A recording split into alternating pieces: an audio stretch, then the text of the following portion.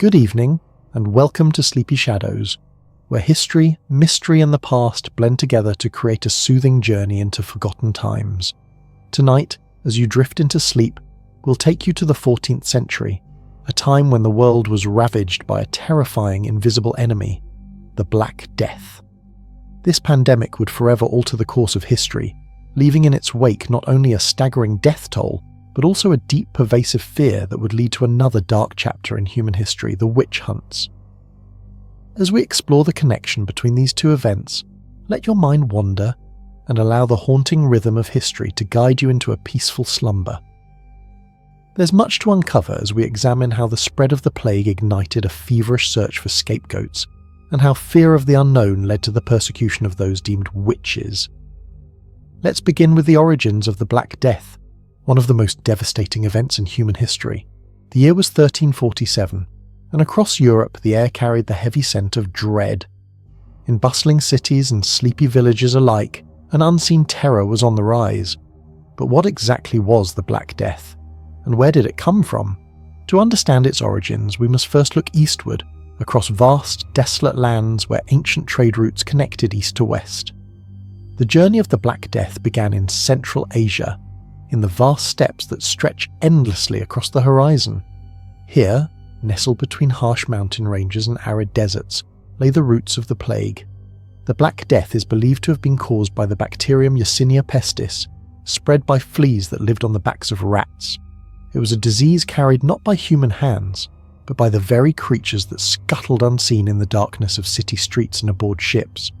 Trade routes, bustling with the movement of goods and people, unwittingly carried the plague from the distant heart of Asia, through the Middle East and into the Mediterranean. The bustling city of Kaffa, on the Black Sea coast, now in modern-day Ukraine, became an important trade hub, and it was here, in 1347, that the plague first arrived on the shores of Europe.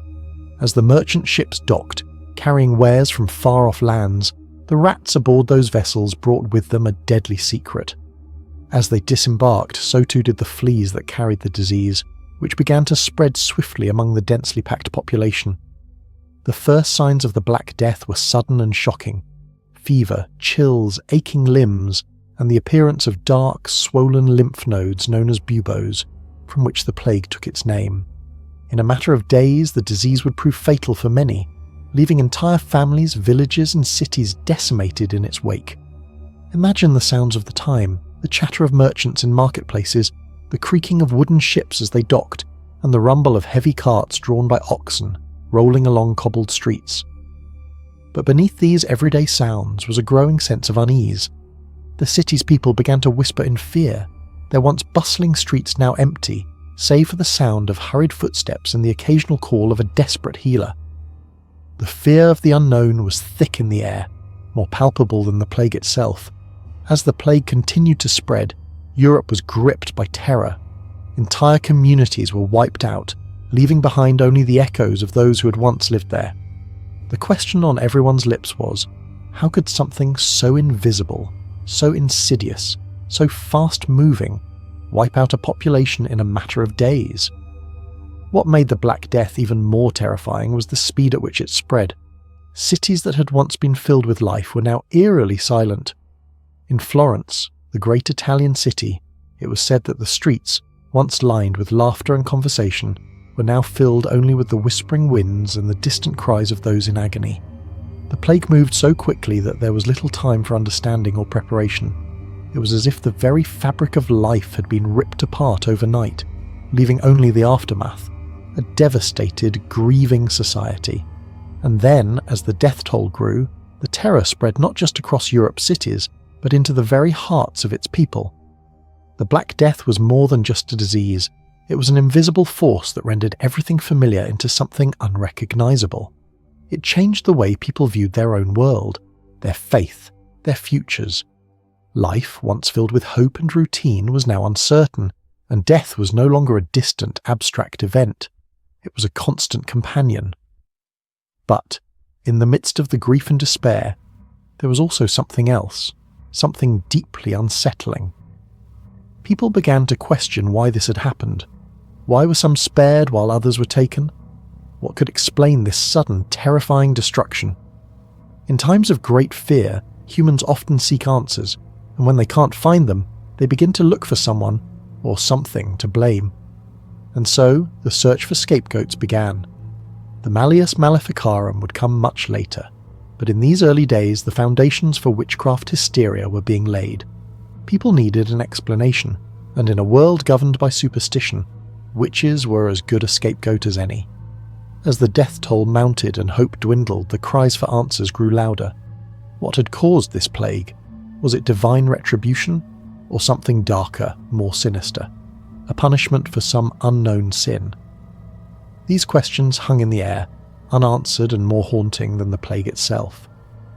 The next chapter in our story will take us deeper into the emotional and psychological toll that the Black Death took on the people of Europe, and how that fear would soon manifest in dangerous and destructive ways.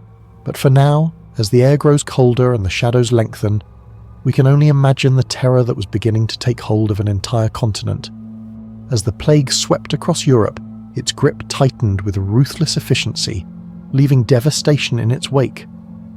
The full scale of the Black Death was unlike anything the continent had ever witnessed. Entire towns and villages, once teeming with life, were reduced to silent, desolate places, their streets empty save for the occasional stray dog or scavenging rat. The sound of bustling markets, the laughter of children, and the hum of daily life, all of these familiar noises were replaced with the dreadful stillness of death. The death toll from the Black Death is believed to have been between 25 and 30 million people, a staggering 30 to 60% of Europe's population. Imagine that, 1 in every 2 or 3 people, taken by an invisible force, leaving their families, their homes, their entire communities in mourning. The very air seemed to carry a weight of grief, thick and oppressive, as if the sky itself mourned the lives lost. In the cities, where people had gathered in close quarters for centuries, the plague spread with an alarming rapidity, and it was not just the poor who were affected. Even kings, nobles, and wealthy merchants were not immune.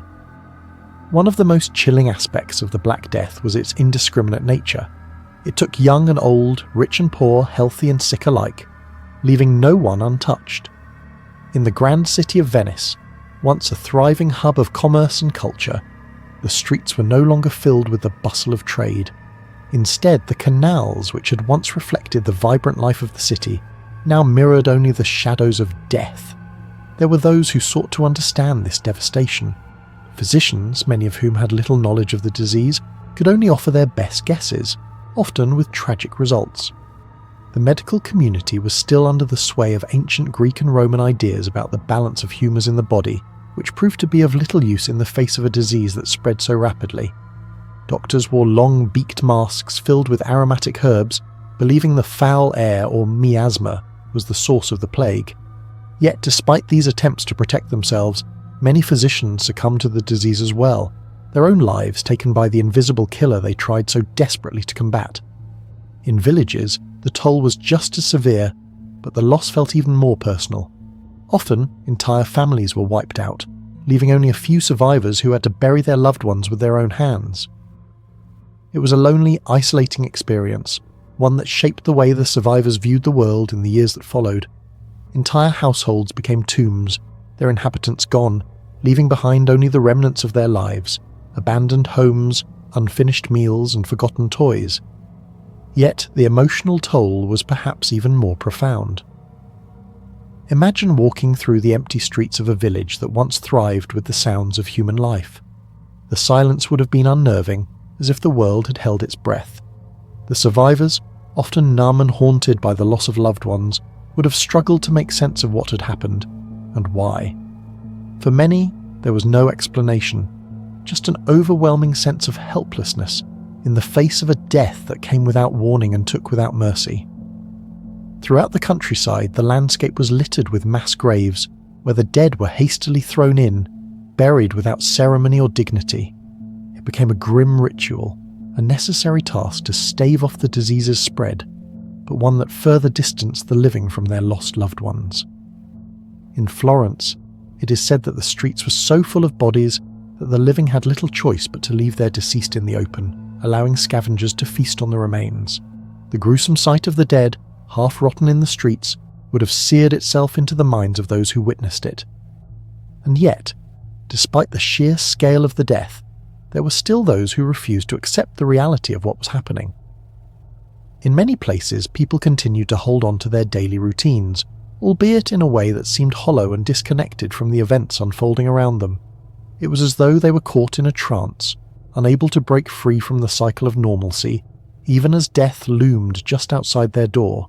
In the wake of this devastation, people began to question everything: their faith, their society, their beliefs. How could something so deadly, so random befall them? Why were some spared, while others fell victim to the plague? The sense of helplessness that permeated Europe at the time was staggering. The Black Death did not just kill individuals, it killed entire ways of life, entire belief systems. As the disease spread across Europe, a new phenomenon began to take hold: fear. Fear not just of the plague itself, but of the unknown forces that might be responsible. This fear would soon give rise to scapegoating. People needed answers, and they would stop at nothing to find someone to blame. In the coming years, as Europe tried to rebuild itself from the rubble of the Black Death, that fear would manifest in a series of dark and tragic events.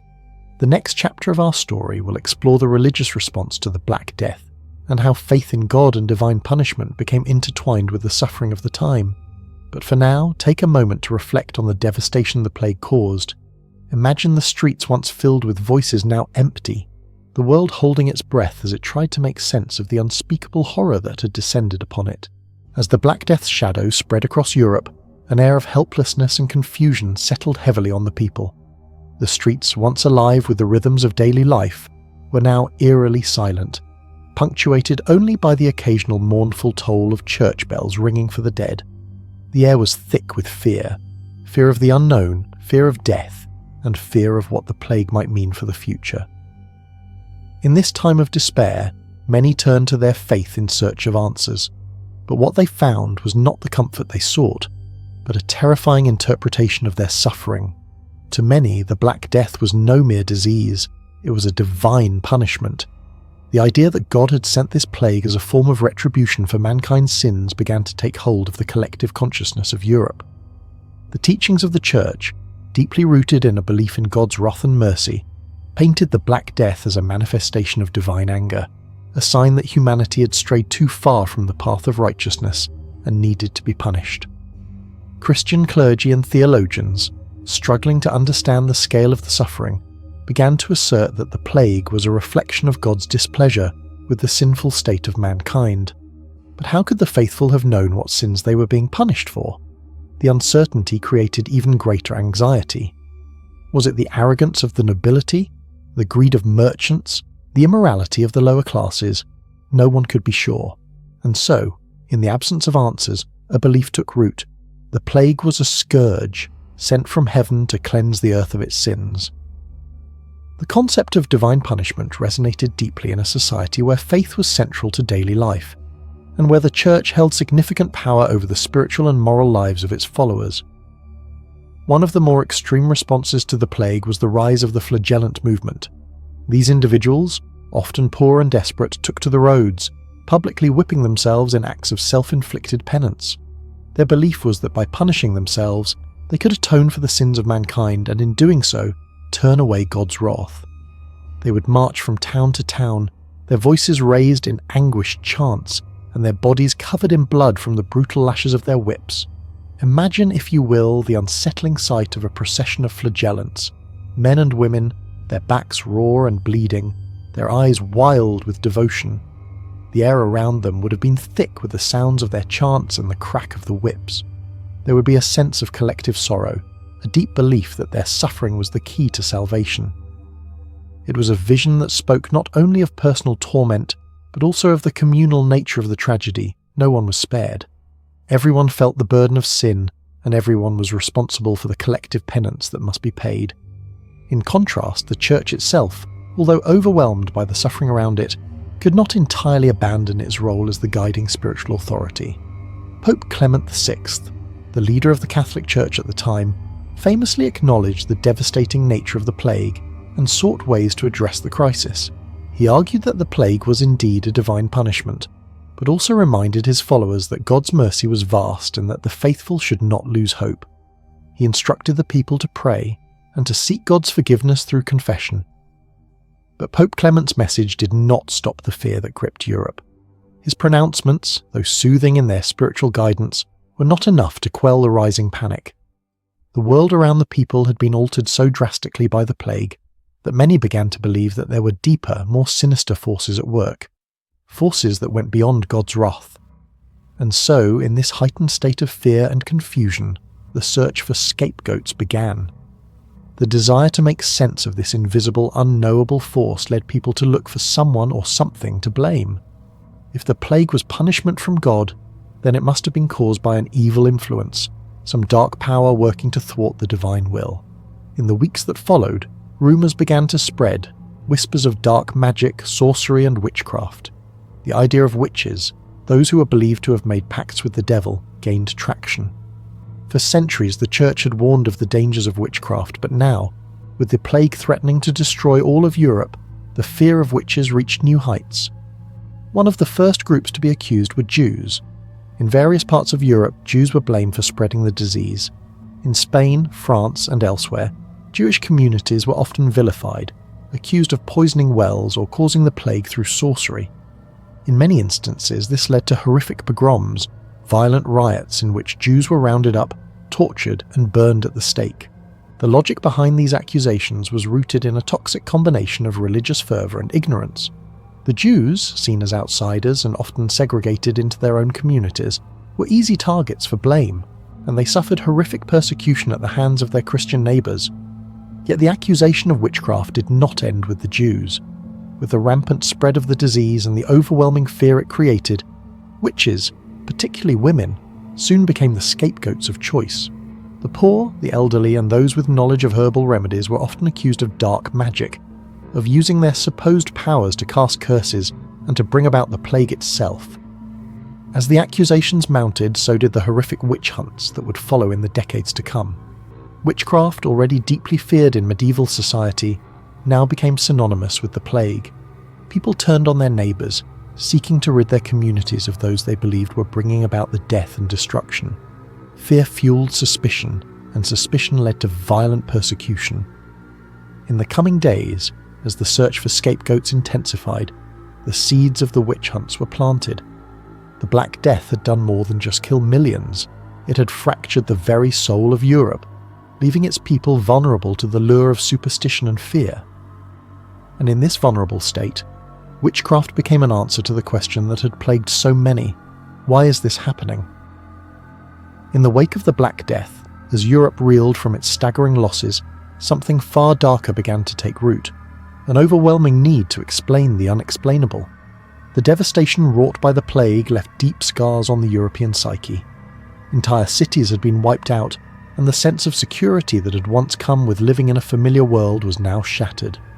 In times of great fear and uncertainty, humans often look for someone or something to blame, someone to hold responsible for the chaos and death. For many, that scapegoat became the witch. Witchcraft, or the belief in it, was nothing new in Europe. For centuries, stories of witches, those who could make pacts with the devil, had circulated throughout the continent. Witches were seen as dark figures, capable of malevolent magic, of cursing the innocent, and of bringing about terrible misfortunes. But the Black Death elevated these fears to an extreme degree.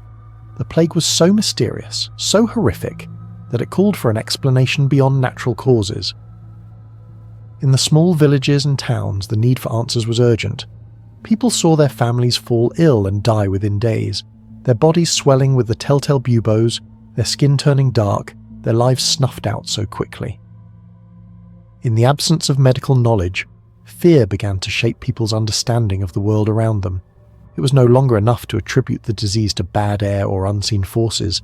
There had to be a deliberate cause, a villain behind the calamity. For centuries, Europe had been steeped in a culture of superstition, and many believed that witches were capable of causing diseases, natural disasters, and personal harm through magic. But in the aftermath of the Black Death, witchcraft became synonymous with a much darker force. The idea that witches were actively working to bring about the plague, or at the very least making it worse. To many, these women were seen as agents of evil sent by the devil himself to do his bidding. Women in particular were the prime targets of witchcraft accusations. Throughout medieval Europe, women were often associated with magic, particularly herbal knowledge. Those who lived on the fringes of society, poor, elderly or unmarried women, were especially vulnerable to suspicion. Their knowledge of healing herbs, which they used to ease the pain of childbirth or cure simple ailments, was now viewed through a lens of fear. What had once been seen as practical knowledge of the natural world became suspect in the wake of the Black Death. If a healer's remedies didn't work, then surely it must be because she was using her knowledge for evil, to curse the sick and bring about death. Imagine the fearful gaze of a woman, hunched over in her cottage, grinding herbs in a mortar as the villagers watched from the shadows, whispering to one another. Her remedies might have once been sought after, a lifeline for those suffering from common ailments. But now, the same knowledge was viewed as dangerous and even deadly. The fear of witchcraft was pervasive, and no one, not even the most beloved healer, was safe. As the disease ravaged Europe, entire communities began to believe that witches were the true source of their suffering. In some cases, neighbours accused one another of practicing dark arts, either out of genuine belief or perhaps to rid themselves of someone they disliked. The fear of being accused of witchcraft created an atmosphere of suspicion, paranoia, and ultimately violence. In a world where death had become a constant companion, it was easy to find someone to blame, especially someone who had been marginalized or already deemed other by society. The fear of witches soon spread beyond the villages, making its way into cities, towns, and religious institutions. With the Black Death continuing to claim more and more lives, the idea of witches being agents of death began to take hold of the public imagination. Church leaders, who had already been grappling with the idea of divine punishment, now found themselves confronting the terrifying possibility that evil forces, both supernatural and human, were at work in their very communities. The Church, ever protective of its power and influence, began to view witchcraft as a growing threat. Priests and bishops began to preach that witches were part of a larger conspiracy to destroy Christendom itself. This narrative found fertile ground in the minds of the people. The idea that there were forces, both human and diabolical, that could actively work against them in such a direct way provided a clear, though distorted explanation for the suffering they faced. As accusations of witchcraft spread, the trials and executions of those accused began to escalate. In some regions, local rulers and religious leaders began to actively seek out suspected witches, interrogating them, often through torture, to extract confessions. These trials were brutal, and many innocent people, mainly women, were put to death in horrific ways. The executions were meant to serve as warnings to others, reinforcing the idea that anyone could be a witch, and anyone could be taken. In many cases, confessions were obtained under extreme duress, with accused witches admitting to acts of magic that they may never have committed. But once labelled a witch, there was little hope for acquittal. The results of these trials were devastating. In Germany, for example, the city of Trier became notorious for its witch hunts, with over 300 people executed in the early 16th century alone. In other parts of Europe, such as France and Italy, witch trials and executions became widespread, and the number of victims continued to rise as the years went on.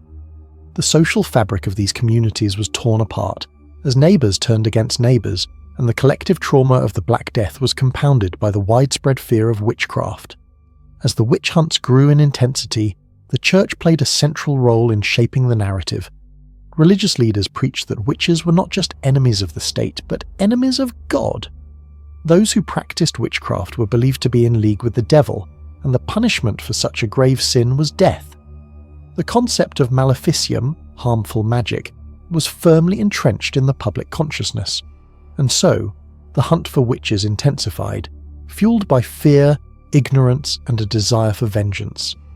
But how exactly did these beliefs take root so firmly? And what role did the Church and its leaders play in solidifying the witch hunts as a staple of European society? In the next chapter, we'll explore the rise of the Malleus Maleficarum, the infamous witch-hunting manual that would forever change the course of the witch trials. As fear of witches grew and the number of accusations swelled, the Catholic Church, ever the dominant force in medieval Europe, began to formalize and systematize the hunt for witches. The height of this institutionalized persecution came with the publication of the Malleus Maleficarum, a document that would serve as a key tool in the witch trials that spread across Europe in the late Middle Ages and into the Renaissance. The Malleus Maleficarum, meaning the Hammer of Witches, was written in 1486 by two German churchmen, Heinrich Kramer and Jacob Sprenger. This book, which would become a central guide for witch trials, was both a theological treatise and a practical manual for identifying, prosecuting and executing those accused of witchcraft. Its significance cannot be overstated. The Malleus Maleficarum essentially codified the idea of witchcraft as an act of heresy against God, and it laid out the rationale for why witches, particularly women, were deserving of death. The Malleus was grounded in the belief that witches were in league with the devil. To Kramer and Sprenger, witches were not merely practitioners of dark magic. They were thought to have renounced their Christian faith, choosing instead to worship Satan and commit acts of evil against God's creation. The book argued that the very existence of witches was proof of the devil's power on earth, and that it was the Church's sacred duty to root them out and eliminate them. The Malleus presented a disturbing new perspective on witches, one that solidified the idea that they were not just ordinary criminals, but agents of chaos and evil. The book stated that witches were capable of causing disease, death, and destruction through maleficium, harmful magic. It even went so far as to suggest that witches had the power to summon storms, blight crops, and bring about natural disasters, including the Black Death itself. The plague, which had already been blamed on witches, was now framed as evidence of a vast diabolical conspiracy. The Malleus Maleficarum gave this belief a veneer of religious legitimacy, making it all the more terrifying. The Malleus was not only a theological argument, however, it was also a how-to guide for the detection and prosecution of witches. It outlined various signs that could be used to identify a witch, some of which were absurd and dangerous. According to the Malleus, women who were physically unattractive or who had unusual sexual behaviour could be suspected of witchcraft. A woman who lived alone, particularly one who was widowed or otherwise marginalised by society, was seen as especially suspect. Those who were poor, elderly, or had knowledge of herbal medicine could also find themselves accused of practicing dark magic. The Malleus made clear that a witch could be anyone, and the criteria for identifying her were vague and easily manipulated. The book also provided chilling instructions on how to extract confessions from the accused. Torture was seen as a necessary tool, one that could reveal the true nature of a witch's involvement with Satan. The use of torture during witch trials became widespread and brutal. Victims were subjected to unimaginable pain and suffering in order to force confessions. Methods like the strappado, where the accused was suspended by ropes tied to their wrists, often resulting in dislocated shoulders, were common. There were also the swimming tests, where suspected witches were thrown into water to see if they would float. If they did, they were considered witches. If they sank and drowned, it was taken as proof that they were innocent, but they paid the ultimate price for it. One of the most insidious aspects of the Malleus Maleficarum was its treatment of women. While it did discuss witches of both genders, it specifically focused on the idea that women were more susceptible to the influence of the devil due to their weaker nature. According to Kramer and Sprenger, women were more likely to fall prey to temptation and commit acts of witchcraft. The book's misogyny was explicit, and it laid the groundwork for centuries of gender-based persecution. The belief that women were inherently closer to the devil and more prone to evil became an accepted part of European thought, shaping both the witch trials and the broader cultural view of women as dangerous, uncontrollable forces. The Malleus also fueled the religious justification for the witch hunts. It framed the trials as part of the Church's divine mission to purify society and protect Christians from the threats posed by witches. With the rise of the Malleus, the Church felt more empowered to endorse witch hunts, leading to a widespread belief that eradicating witches was essential for the survival of Christian society. The religious justification made it easier for inquisitors and secular authorities to carry out these hunts without question or accountability. In the decades following its publication, the Malleus Maleficarum became a central text for witch hunts across Europe. It was used by inquisitors and judges to validate the trials and executions of countless individuals, many of whom were entirely innocent. The book was so influential that it spread beyond Europe, influencing the witch trials in the New World as well. The Salem witch trials, for instance, were heavily influenced by the same belief systems and methods outlined in the Malleus. As the book gained more widespread acceptance, it fueled an atmosphere of fear and paranoia that continued to escalate, leading to thousands of deaths at the hands of witch hunters. The power of the Malleus Maleficarum lay not only in its theological arguments, but also in its ability to institutionalize the belief in witches as a real tangible threat. The book gave those who were already inclined to persecute witches a framework within which they could operate, offering proof that witchcraft was not only real, but a growing danger to society. This widespread belief in the book's legitimacy made it difficult for people to question or resist the witch hunts. Those accused of witchcraft were often powerless in the face of a system that had already decided their fate. But even in the darkest days of the witch hunts, there were some who began to question the legitimacy of these trials. As the years went on and the number of executions continued to rise, skepticism grew. Many began to see the trials for what they were: brutal persecutions based on fear, superstition, and misogyny, rather than any real evidence of evil. The Malleus Maleficarum, though influential, was not immune to criticism, and as the Renaissance unfolded, some began to challenge the ideas it presented. While the Malleus Maleficarum played a central role in the witch hunts, it was not the only factor at play. The trials and executions continued to escalate throughout Europe, particularly in regions like Germany, France, and Switzerland. But as we'll see in the next chapter, the rise of witch trials wasn't just about religious fervour, it was also deeply connected to social, political, and even economic factors. The witch hunts were as much about power and control as they were about religious purity. As the Malleus Maleficarum cemented the Church's authority in witch hunts, the fervour for prosecuting witches spread throughout Europe with terrifying speed. What began as isolated incidents in certain regions quickly escalated into large-scale witch hunts, particularly in parts of Germany, France, and Switzerland, where trials reached a fever pitch. The witch trials were no longer just a theological exercise. They became a social, political, and economic tool, deeply embedded in the fabric of European life during the 16th and 17th centuries. Imagine, if you will, the atmosphere of a town gripped by fear. The air is thick with suspicion. Each passing day brings new accusations, new victims. Neighbours turn on neighbours, friends betray friends, and entire communities are torn apart as the witch hunts escalate. Once it might have been a minor dispute over land, a bitter argument over a lost cow, or an act of jealousy that led to an accusation. But now these old grievances were magnified in a society on edge. As the Black Death had shattered Europe's collective sense of safety, the witch hunts became another manifestation of the trauma, fear, and anxiety that gripped the populace. The centrality of the Church in these trials cannot be overstated. While the Malleus Maleficarum had provided the theological framework, it was the Church that endorsed, perpetuated, and validated the hunts. The Church had long held dominion over both the spiritual and political life of Europe, and now it sought to consolidate its authority by rooting out heresy and witchcraft, which was seen as a direct threat to Christian order. In Germany, particularly in the southern regions like Würzburg and Bamberg, the witch hunts were some of the most brutal and deadly in history. In these places, the trials were conducted with ruthless efficiency. Judges and inquisitors, following the principles laid out in the Malleus Maleficarum, would scour villages and towns, interrogating anyone suspected of witchcraft. The scale of the trials was staggering.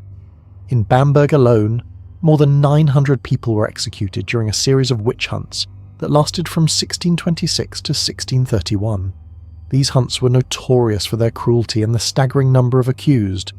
The trials were often fueled by the personal and political agendas of local rulers. In Würzburg, for instance, the prince-bishop who had gained immense power through the trials used the witch hunts to consolidate his control over the region.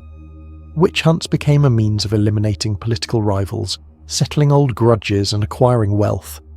Confessions, often obtained through torture, could result in the confiscation of property, land, and money from the accused, thus enriching those in power.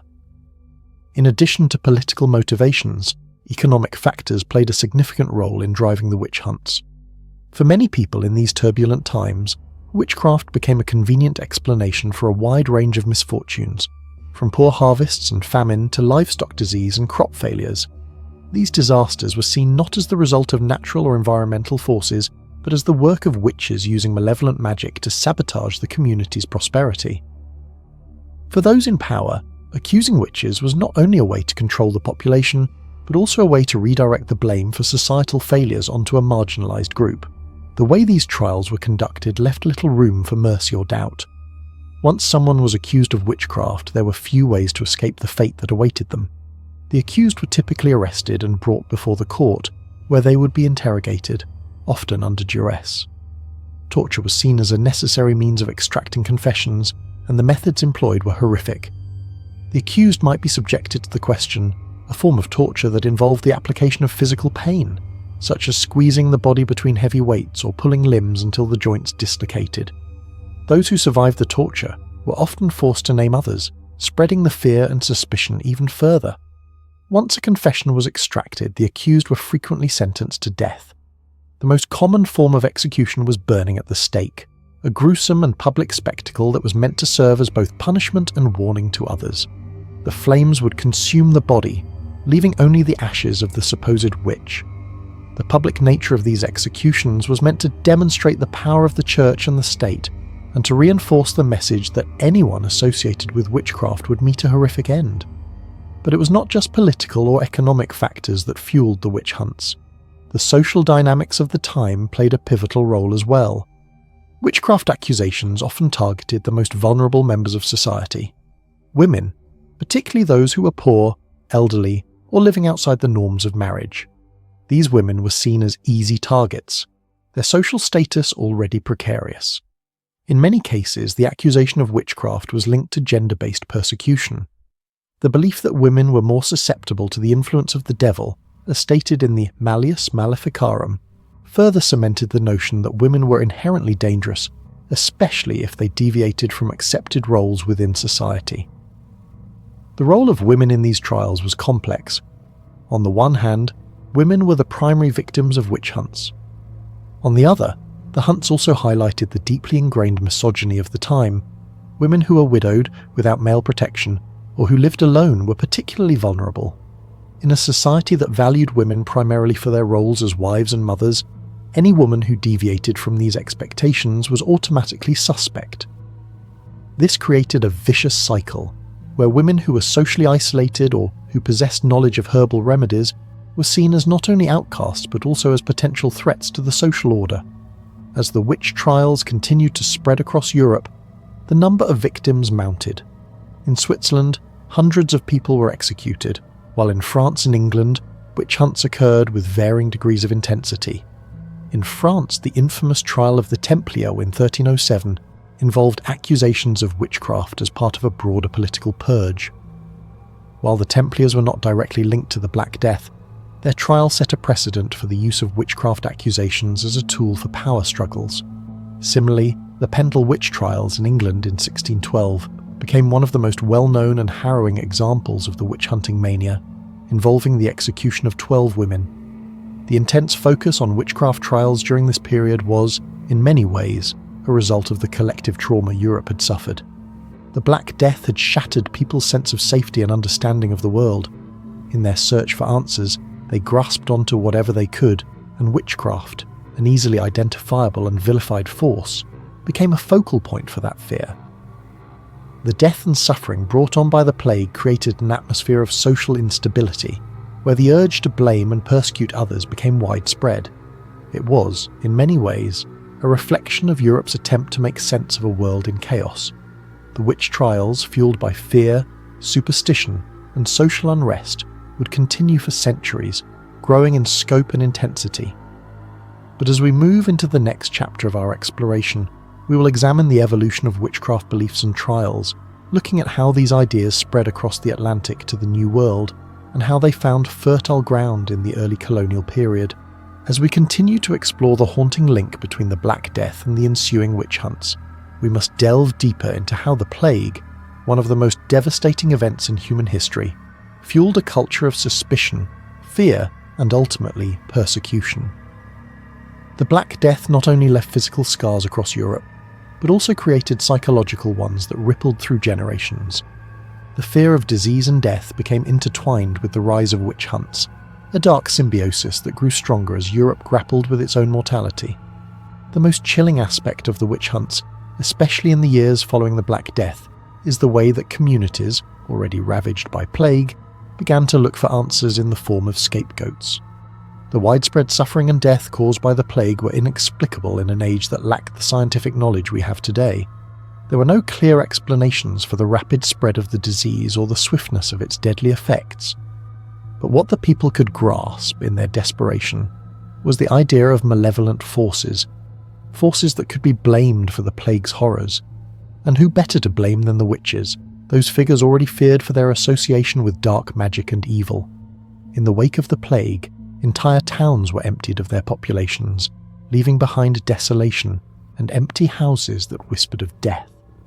The survivors, emotionally and physically exhausted, were searching for meaning in the aftermath of their suffering. It's in these frail moments of vulnerability that fear of witches grew.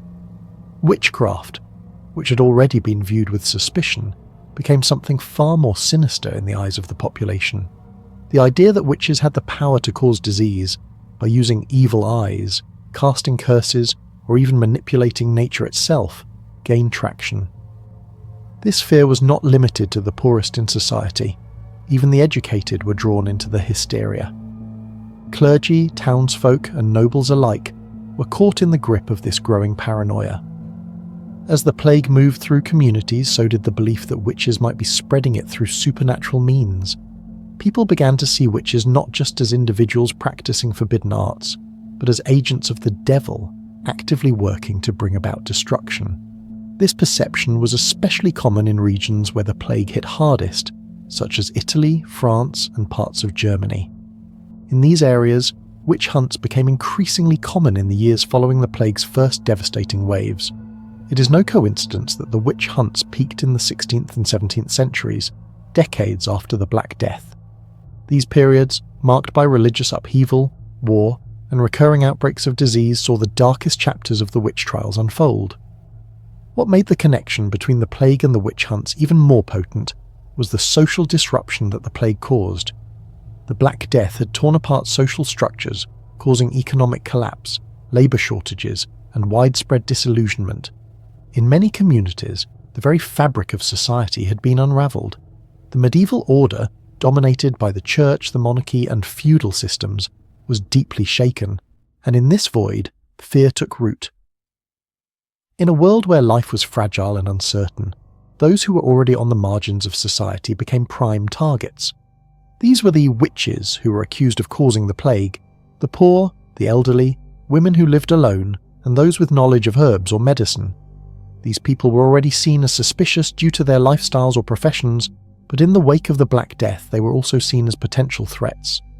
The old superstitions about witches were revived with greater force and malice, creating an atmosphere where anyone could be accused and few could escape the grim consequences of such accusations. In particular, many of the witch hunts were tied to the belief that witches could influence the natural world, including the weather and the harvests, both of which had been disrupted by the plague. The idea that witches could bring about natural disasters, such as storms, famine, or pestilence, was firmly ingrained in the popular imagination. This was a time of great environmental upheaval, where floods, famines, and crop failures were seen as direct consequences of witches meddling in the natural order. This belief gave rise to the idea that witches were deliberately using their powers to sabotage the survival of entire communities, especially during the post-plague years when agricultural productivity was at an all-time low. The notion that witches were conspiring to destroy society became a widespread belief that justified the hunts. One example of this belief is the infamous Würzburg witch trials, which occurred between 1626 and 1631 during the 30 Years' War, a period when Europe was already deeply scarred by the Black Death and the social upheaval it had caused. In Würzburg, over 900 people, mostly women, were executed for witchcraft, many of them accused of causing crop failures, storms, and other misfortunes. The scale of the trials was unimaginable, and it reflects the intense fear of witches and their perceived role in the destruction of society. These trials were not isolated to Würzburg alone. They echoed throughout Europe in the wake of the plague, as towns and villages struggled to come to terms with the devastation wrought by the disease. The immediate aftermath of the Black Death also saw an increasing alignment of witchcraft with heresy, as the church looked for ways to regain its authority and maintain control over the spiritually and morally destabilized population. The power of the church had already been questioned by the plague. After all, how could a benevolent God allow such suffering to occur? In the eyes of many, the idea of witches working in alliance with the devil became a convenient way to explain the mysterious and catastrophic spread of disease. It was as though, in seeking to understand a force beyond their control, people had turned to witchcraft as the ultimate answer, an answer that painted witches as malevolent supernatural beings that held sway over life and death itself. As these ideas spread, so did the witch hunts, driven by fear, desperation, and a desire for retribution. The plague had created a perfect storm of social, religious, and psychological upheaval, which paved the way for widespread persecution. The connection between the Black Death and the witch hunts is undeniable. The fear of an invisible, deadly force, combined with a deep-seated belief in the supernatural, created fertile ground for the witch trials. The persecution of witches became, in many ways, an extension of the fear and paranoia brought on by the plague, a way for people to cope with the incomprehensible and reassert some semblance of control in a world that had been shattered. As the hunt for witches intensified, the trials became even more brutal. But what role did the idea of women as inherently evil play in the spread of these witch hunts? And how did gender dynamics contribute to the massive scale of persecution? In the next chapter, we will explore how women, especially those on the margins of society, became the primary targets of these witch hunts and the complex web of misogyny and fear that fueled this persecution. As Europe was gripped by the horror of the Black Death and the ever-present threat of witchcraft, there was one group in particular that found themselves disproportionately targeted: women. Though witchcraft accusations could, and did, affect both men and women, the witch hunts were fundamentally gendered. Women, especially those who were poor, elderly, unmarried, or living outside societal norms, were the primary victims of witch trials and executions. The overwhelming focus on women in these trials was not simply a reflection of superstition. It was deeply entwined with the social and cultural views of the time, views that saw women as inherently more susceptible to the forces of evil. The medieval and early modern worlds were steeped in patriarchal values, and women were seen as subordinate to men in nearly every aspect of society. Women were expected to be obedient, subservient, and primarily defined by their roles as wives and mothers. The societal ideal of womanhood was centered around domesticity, virtue, and chastity. But women who deviated from this narrow definition of womanhood were viewed with suspicion, even fear. The Black Death, with its decimation of populations, created a climate of fear and anxiety, which only served to amplify existing social prejudices. In this context, women who were widowed, elderly, or living alone were seen as vulnerable to the influence of the devil. These women were often regarded as other, outside the protection of a male guardian, and thus at risk of being manipulated by supernatural forces. Widows, in particular, were highly vulnerable. Without the protection of a husband, they were often marginalized, left to fend for themselves in a society that was largely unforgiving to women who lacked male authority. They became easy targets for accusations, particularly if they were known to possess knowledge of herbs or healing practices, skills that had long been associated with witchcraft. In many cases, the very qualities that made women vulnerable to witchcraft accusations were the same qualities that made them essential to their communities. For example, women who had knowledge of herbal remedies, whether for childbirth or for curing everyday ailments, were often viewed as both valuable and dangerous. In a society that had little medical knowledge, these women were seen as the caretakers of life and death, wielding power over the physical bodies of their neighbours. This power, however, was simultaneously revered and feared. What had once been seen as a woman's gift in healing could now be viewed as a curse, especially if she fell out of favour with her community. The accusations against women were often based on their supposed moral weaknesses. According to the theological view of the time, women were believed to be more susceptible to temptation than men, partly because of their supposed weaker nature. The Malleus Maleficarum emphasized that women were naturally inclined towards sin, and thus they were more likely to fall prey to the devil's influence. The book's authors argued that women, due to their emotional and sexual nature, were inherently more vulnerable to demonic forces, and as a result more likely to commit acts of witchcraft. This deeply misogynistic belief made it easy for society to scapegoat women as the cause of the suffering brought on by disease, natural disasters and social upheaval.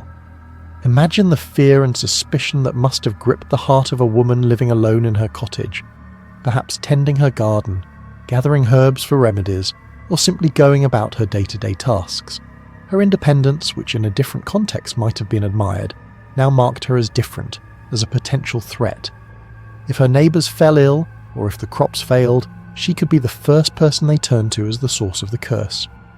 The line between healer and witch was perilously thin, and in the midst of a plague that defied explanation, it was all too easy to see the hand of the devil in any woman who was outside the control of male authority. The social isolation of women who were accused of witchcraft was compounded by the widespread belief in maleficium, the idea that witches had the power to do harm through supernatural means. These women, often living on the fringes of society, were blamed for everything from crop failures to the spread of disease. As Europe struggled to recover from the plague, the role of women in these dark times was one of both reverence and suspicion.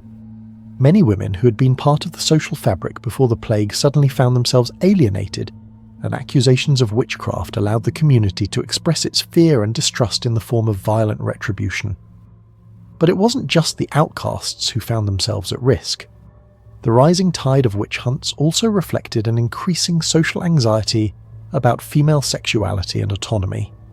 In a society where women's roles were strictly confined to the domestic sphere, any deviation from these expectations, whether it was a woman living independently, practicing herbal medicine, or even engaging in unconventional religious practices, could be seen as a threat to the social order.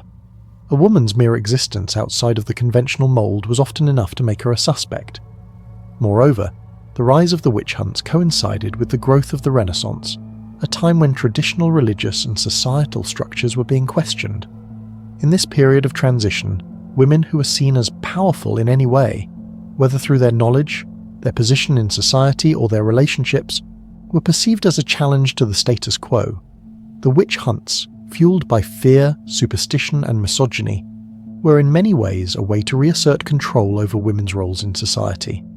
By accusing women of witchcraft, society was not only punishing them for their alleged crimes, but also reinforcing the idea that women must remain under the control of men, whether through marriage or religion. The witch hunts were also a reflection of the deep-seated misogyny that pervaded medieval and early modern Europe. The belief that women were inherently more susceptible to sin, temptation, and the devil's influence was rooted in centuries of religious teachings. This cultural mindset set the stage for the widespread persecution of women during the witch trials. The Malleus Maleficarum amplified these fears, framing the witch as a woman who, by virtue of her gender, was more likely to align with evil forces. As the witch hunts spread across Europe, the stories of women accused of witchcraft became increasingly chilling. In many cases, these women were subjected to grotesque forms of torture to extract confessions. They were often forced to confess to crimes they hadn't committed, naming others in order to save themselves. The trials were a grim spectacle, with executions carried out in public to serve as a warning to anyone who might dare to defy the social and religious order. The women who survived these trials were often left broken, their reputations destroyed, their lives in ruins. For those who were executed, the flames of the stake consumed not just their bodies, but also any chance they might have had for a dignified death. Many of these women were forgotten by history, their names lost to the ages. Yet their stories remain an enduring testament to the deep-rooted misogyny and fear that shaped the witch hunts. As we continue our journey through the witch hunts, it is impossible to ignore the devastating toll these trials took on individuals, families, and communities. The persecution of women was only one part of this tragic story.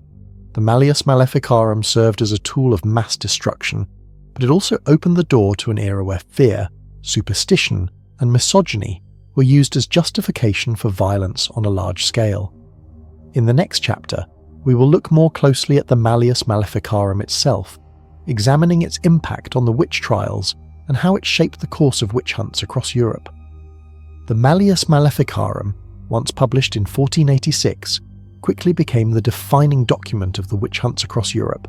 Written by Heinrich Kramer and Jakob Sprenger, two inquisitors from the Holy Roman Empire, it did not just set the stage for the witch trials that would follow, It became the essential guidebook for identifying, prosecuting, and executing witches.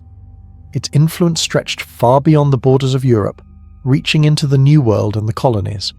In this segment, we will examine the far-reaching effects of the Malleus Maleficarum on witch trials, the cultural and religious landscapes it shaped, and how it contributed to one of the most tragic periods in history.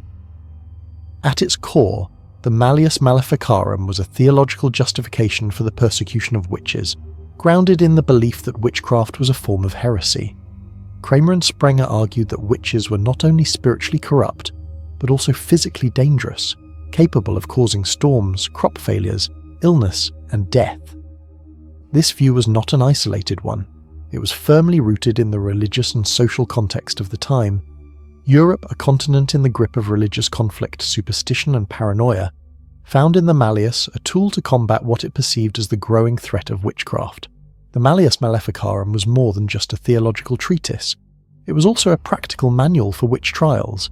It provided detailed instructions on how to interrogate and extract confessions from suspected witches. The book listed physical signs of witchcraft such as marks or blemishes on the skin, often interpreted as the devil's mark, and discussed how to use torture as a means of gaining confessions. It also suggested that certain women, those who were considered weird, eccentric, or outcast, were more likely to become witches. Kramer and Sprenger's obsession with the weaker nature of women, whom they claimed were more susceptible to the devil's temptations, framed the witch hunts in a deeply misogynistic light, reinforcing the idea that women were especially vulnerable to evil. The book became a rallying cry for both secular authorities and religious figures, cementing the belief that witchcraft was a dire threat to society. Its influence was felt across the continent, particularly in regions where the church and local authorities were seeking to consolidate power. The Malleus served as a guideline for not only the methods used to accuse witches, but also for the widespread acceptance of witch hunts. Its theological arguments were taken as gospel, and its ideas were accepted with little question, even though they were based on superstition and fear rather than reason or evidence. One of the most disturbing legacies of the Malleus Maleficarum was its treatment of women. By framing witchcraft as something intrinsically tied to the female sex, it justified the persecution of women who had deviated from societal norms. The book's premise, that women were more prone to witchcraft due to their inherent moral and spiritual weaknesses, became entrenched in the cultural and legal frameworks of many European nations. Women who were poor, elderly, widowed, or even simply independent were now seen as potential witches. Those who dared to stand outside the traditional roles of wife and mother were labelled as dangerous and suspect. Across Europe, the influence of the Malleus can be seen in the widespread witch trials that followed its publication. In the late 16th and early 17th centuries, witch hunts reached a fever pitch, with thousands of men and women, especially women, accused of witchcraft, often without any substantial evidence. In countries like Germany, France, and Switzerland, witch trials became a state-sponsored endeavour, fueled by the religious zeal of the Malleus Maleficarum and the desire to root out evil. The trials, which often relied on the forced confessions of the accused, were marked by violence, hysteria, and rampant injustice. But the influence of the Malleus was not limited to Europe. As European settlers moved to the New World, they carried with them the beliefs and practices surrounding witchcraft. In the American colonies, the Puritans, with their strict religious beliefs and social conformity, began to see witches everywhere. The infamous Salem witch trials in 1692 were heavily influenced by the ideas propagated in the Malleus Maleficarum. Like their European counterparts, the colonists were in the midst of a crisis, both social and religious, and the accusations of witchcraft provided an outlet for their fear and frustration. The trials were characterized by the same madness that had swept through Europe: confessions extracted under duress, neighbors turning on each other, and the public execution of those deemed guilty. In Salem, the Malleus was a guiding influence, even if the document itself was not directly cited in the trials. The global impact of the Malleus Maleficarum cannot be overstated. It wasn't just a book, it became a symbol of the deep fear and distrust of the unknown that plagued societies in the wake of the Black Death. As communities dealt with the aftermath of the plague, witchcraft accusations provided a convenient explanation for their suffering. In times of crisis, people often turned to scapegoats, and the witch became a perfect target. The Malleus fed into the fear of witches, giving rise to an atmosphere where superstition reigned supreme and reason and logic were cast aside. Yet in some areas, the influence of the Malleus began to wane. As the Enlightenment spread across Europe in the 17th and 18th centuries, the rise of rationalism and scientific inquiry started to challenge the old beliefs about witchcraft. The Malleus Maleficarum, once a widely accepted tool for prosecuting witches, was increasingly seen as a relic of the past. Skepticism about the trials grew, and the brutal witch hunts that had once defined Europe began to fade. By the 18th century, the last witch trials were taking place, and the execution of witches became increasingly rare. But even as the witch hunts declined in Europe, the Malleus Maleficarum continued to exert its influence in other parts of the world. In colonial Africa, the persecution of witches became a means of asserting control over indigenous populations. European colonists, seeing witchcraft as a threat to their authority, used the framework established by the Malleus to justify the punishment of those accused of witchcraft. The colonial powers, like the Portuguese and the British, encouraged witch hunts as a way to maintain their grip on the land and people. Accusations of witchcraft were often used as a tool of social and political control, and the legacy of the Malleus Maleficarum continued to shape attitudes toward witches for centuries. As we've seen, the Malleus Maleficarum shaped not only the witch hunts in Europe, but also influenced the treatment of witches in the New World and colonial territories. The global reach of its ideas underscores the powerful grip that fear and superstition held over societies. But the witch hunts were not confined to Europe and its colonies alone. They spread to other parts of the world, where similar social dynamics and fears about the unknown led to their own forms of witchcraft persecution. In the next chapter, we will turn our attention to the witch trials that took place in the Islamic world and explore how these regions dealt with accusations of witchcraft in the wake of disease and social upheaval. While the Black Death ravaged Europe, it did not spare the Islamic world. The disease, which began in Central Asia, spread rapidly across the Middle East, North Africa, and parts of the Mediterranean. Like their European counterparts, many Islamic societies were left reeling, struggling to comprehend the scale of death and destruction. In the wake of the plague, a growing sense of fear and uncertainty took hold, and in this climate, witchcraft accusations began to surface. However, the way these accusations were handled in the Islamic world differed significantly from those in Christian Europe. While there were instances of witchcraft trials and persecution, the relationship between witchcraft and the plague in the Islamic world was often more complex, shaped by different theological and cultural contexts. In the aftermath of the Black Death, Islamic scholars and religious leaders grappled with the same questions as their European counterparts. Why had this devastating plague struck? What were the causes, and how could it be stopped? In Europe, the answers often lay in the supernatural realm, the devil, witches, and divine punishment. In the Islamic world, however, the response was more rooted in Islamic teachings. Islamic beliefs about disease and death were shaped by the idea of divine will. The plague was often seen as a test from God or as a form of divine punishment, but it was rarely associated with witches or demonic forces in the same way that it was in Europe. The Quran and Hadiths, sayings and actions of the Prophet Muhammad, do not explicitly address witchcraft as a widespread societal threat, but they do contain references to the dangers of sihr, magic, and the potential harm that could be caused by those who engaged in it. Islamic teachings on magic emphasized its potential to cause harm, and in some cases it was treated as a serious offense. However, the practice of witchcraft was not viewed with the same intensity as it was in Europe, and the fear of witches did not take the same form. In the Islamic world, sihr was typically associated with the power to cause illness, manipulate others, or break relationships. Some practitioners of sihr were believed to use their magical powers to invoke the supernatural, often through rituals or incantations. But unlike the European witch hunts, which were deeply connected to gender and societal control, the witchcraft accusations in the Islamic world were more varied and less systematic. They were often seen as the work of individuals who had fallen out of favour with society, or had angered someone powerful enough to accuse them of maleficium. Still, the fear of witchcraft did take hold in certain regions of the Islamic world, particularly in places where the plague had wrought the most destruction. Just as in Europe, people in the Islamic world were desperate for answers, and in their search for explanations they often turned to the supernatural. In Egypt, for example, during the height of the Black Death, some scholars believed that witches were responsible for spreading the plague. This belief was not widespread, but it was present, and some local rulers took action to punish those accused of engaging in seer. However, the response in the Islamic world was not as violent or widespread as in Europe. In many cases, accusations of witchcraft were seen as a way for individuals or groups to settle personal scores, much as they had been in European communities. Witchcraft accusations could arise from personal rivalries or political disputes, but they were often handled with a degree of caution. The Islamic world, with its more structured legal systems, often sought to handle accusations of seer through trials based on evidence or testimony, rather than the mass hysteria and brutal torture that characterized European witch hunts. It's important to note that the relationship between witchcraft and the plague in the Islamic world was not always one of direct causality.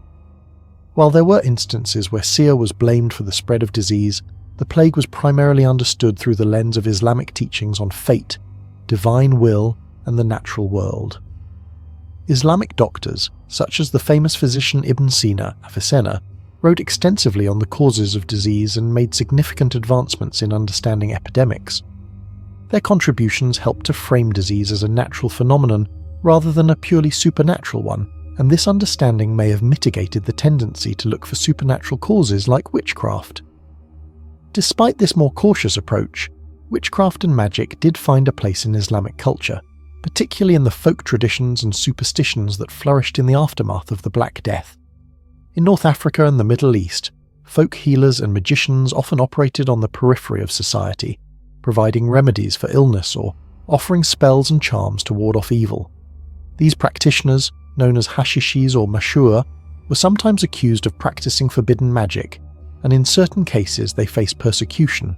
However, their influence was more localized, and the scale of their trials was nowhere near as widespread as those in Europe. One of the most significant differences between the Islamic world and Europe during this period was the lack of a unified, state-driven witch hunt. While in Europe, entire regions were consumed by witch-hunting fever, fueled by the church and state authorities, the Islamic world's response to witchcraft accusations was far less centralized. Religious leaders, rather than state officials, were the primary enforcers of laws against seer, and their power varied from region to region. As a result, the level of persecution was less intense, and the frequency of witch hunts was lower. However, even though witch hunts were not as prevalent in the Islamic world, the belief in seer continued to shape societal attitudes toward women, marginalized groups, and the poor. Like in Europe, accusations of witchcraft were often leveled against those who were perceived as different, or who held knowledge that others did not understand. In some cases, women who practiced herbal medicine or had knowledge of spiritual healing rituals were accused of witchcraft, much as they were in Europe. However, these accusations were often viewed more as an extension of personal disputes or grievances rather than part of a wider state-sponsored witch hunt.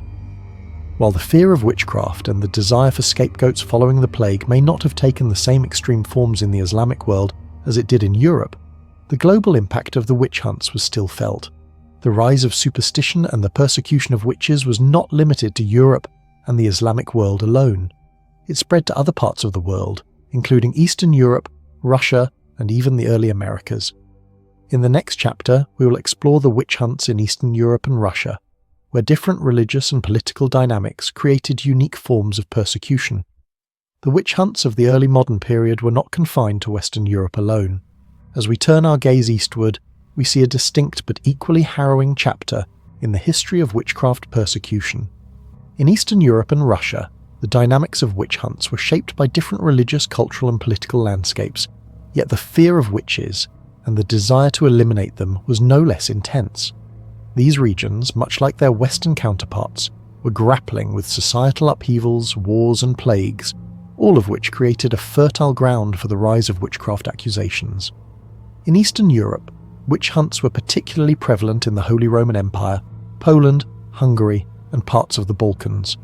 These areas, like Western Europe, were dealing with the consequences of the Black Death, which had left populations shaken and communities vulnerable to the explanations offered by superstition. Much like in other parts of the world, witches were believed to be the cause of many misfortunes, whether they were crop failures, bad weather, disease, or even personal vendettas. The widespread fear of witches was often intertwined with fears of heresy, as many people believed that witches were in league with the devil, engaging in malicious acts of magic to destroy society. One of the most notable features of the witch hunts in Eastern Europe was the role of the church and the local aristocracy in fueling the persecution. Unlike in Western Europe, where the Catholic Church held centralized power, the Eastern Orthodox Church had a more decentralized structure. This difference in religious authority allowed for more local interpretations of witchcraft and its dangers. In places like Poland and Hungary, the fear of witchcraft was heightened by both religious leaders and the nobility, who saw witch hunts as a way to solidify their authority and maintain control over their subjects. In Poland, witchcraft accusations were particularly rampant during the 16th and 17th centuries, fueled by the rising influence of Protestantism and the religious conflicts of the Reformation. As Catholic and Protestant communities clashed, the line between heresy and witchcraft became increasingly blurred. Those accused of witchcraft were often viewed as a threat to both religious and social order. The witch hunts in Poland were characterized by mass hysteria, with entire villages turning on each other in the search for witches. Women, particularly those who were elderly or had knowledge of herbal remedies, were the most vulnerable. Many were accused of causing illness, bad harvests, or misfortune through their supposed magical powers. The trials in Hungary, particularly the notorious Witchcraft Act of 1721, were another example of the deep-seated fear of witches in Eastern Europe. The law allowed for the prosecution of anyone accused of practicing witchcraft, and it was used as a tool by both the church and the state to eliminate perceived threats to social and political stability. During this period, Hungary saw a sharp rise in witchcraft trials, with hundreds of people, mostly women, accused of performing malevolent magic. Like the witch hunts in Poland, these trials were often based on flimsy evidence and fueled by the religious tensions of the time. In the Balkans, particularly in Serbia and Croatia, witch hunts took on a more localized character. Here, the belief in witches was often linked to folk traditions and local superstitions. Many accused witches were believed to have the power to cause harm through their knowledge of herbs, spells, or rituals. In some cases, witches were seen as the cause of sudden deaths, crop failures, or mysterious illnesses. The trials in the Balkans were less formal than those in Western Europe, but they were no less brutal. Torture was commonly used to extract confessions, and executions were often carried out in public to serve as a warning to others. Russia, however, presents an even more complex picture. In the Russian Empire, witchcraft was both feared and accepted as part of the folk tradition. The Orthodox Church did not emphasize the persecution of witches to the same extent as the Catholic Church, and there were fewer formal witch trials. However, the Russian nobility and local clergy did occasionally persecute those accused of witchcraft, particularly during times of crisis or social upheaval. One of the most notorious witch hunts in Russia occurred during the reign of Ivan the Terrible, who was known for his paranoia and ruthlessness. In 1565, he created the Oprichnina, a secret police force tasked with rooting out enemies of the state, including those accused of witchcraft. These witch hunts were often politically motivated, with the Oprichnina using accusations of witchcraft as a way to eliminate rivals or consolidate power. In the 17th century, the rise of serfdom and the increasing power of the Russian Orthodox Church led to a renewed fear of witchcraft. The Church's role in suppressing heresy and witchcraft became more pronounced, and accusations of witchcraft were used to target marginalized groups, such as women and peasants. Many of the accused were believed to be involved in rituals that were seen as subversive to the state and the Church. These rituals often involved the use of charms, amulets, and herbal remedies, practices that were considered folk magic, and were viewed with suspicion by both the Church and the ruling class. While witchcraft persecution in Russia was less widespread than in Western Europe, it was still a powerful tool used by the authorities to control the population. The role of the Church in Russia was particularly significant, as it shaped the public's perception of witches as agents of evil and rebellion. The Church promoted the idea that witchcraft was not just a crime against God, but also a threat to the stability of the state. This belief was instrumental in fueling witch hunts, particularly in rural areas where the fear of witches was most pronounced. The witch hunts in Eastern Europe and Russia were often characterized by a mixture of folk beliefs, religious persecution, and political control. While the trials may not have been as formalized as those in Western Europe, they were still brutal and deadly. The fear of witches was used as a tool by the Church and local authorities to maintain control over populations, particularly in times of social unrest. The persecutions were often fueled by a combination of superstition, political power struggles, and religious zealotry. As we move beyond Eastern Europe and Russia, we begin to see how the legacy of the witch hunts spread across the globe. The fear of witches was not confined to the Old World alone. It found its way to the New World, where disease, social upheaval, and colonial anxieties gave rise to some of the most infamous witch hunts in history. In the next chapter, we will examine the witch hunts in the early Americas, with a particular focus on the Salem witch trials, and explore how the fear of witches travelled across the Atlantic. The witch hunts that ravaged Europe during the late medieval and early modern periods did not remain confined to the Old World. As European colonization expanded into the Americas, the legacy of fear, superstition, and scapegoating travelled across the Atlantic, taking root in the New World. It was in the Puritan colonies of New England, particularly in Massachusetts, that one of the most infamous witch hunts in history unfolded, the Salem witch trials. This chapter explores the connection between the plague, disease, and witchcraft hysteria in the early Americas, and how the colonial anxieties and social tensions of the time fueled a devastating wave of persecution. When European settlers first arrived in the Americas, they brought with them the religious beliefs, social structures, and superstitions of the Old World. These settlers, especially the Puritans in New England, were deeply religious people, committed to a strict interpretation of Christianity. Their lives were shaped by a constant fear of sin, evil, and the supernatural. In a land that was unfamiliar, untamed, and often hostile, it was easy for these colonists to believe that malevolent forces, both human and supernatural, were conspiring against them. The harshness of life in the colonies, disease, poor harvests, and brutal winters only intensified these fears. In the 17th century, the Puritans in Massachusetts were particularly vulnerable to the fear of witchcraft. This period of colonial history was marked by outbreaks of smallpox, diphtheria, and other illnesses that decimated entire communities. The colonists, lacking the scientific knowledge to understand the spread of disease, turned to supernatural explanations for their suffering. Many saw the spread of disease as a sign of divine punishment, a retribution for the sins of the community. In this context, witchcraft was seen as a direct manifestation of the devil's influence, and accusations of witchcraft became a way to explain the inexplicable suffering of the colonists. The Salem witch trials, which took place between 1692 and 1693, were a direct result of this pervasive climate of fear and superstition. The trials began when a group of young girls in Salem Village, now Danvers, Massachusetts, claimed to be afflicted by strange and unexplainable symptoms, convulsions, fits, and strange voices. Soon after, the girls accused several local women of bewitching them. As the accusation spread, the town became consumed by mass hysteria. Neighbours turned on each other, and the fear of witchcraft escalated to the point where the entire community was gripped by panic. What started as a handful of accusations grew into a full-blown witch hunt, with trials and executions that would leave an indelible mark on American history. At the heart of the Salem witch trials was the belief that witchcraft was a very real and dangerous force that needed to be eradicated. Puritans believed that witches had made a pact with the devil, trading their souls for supernatural powers.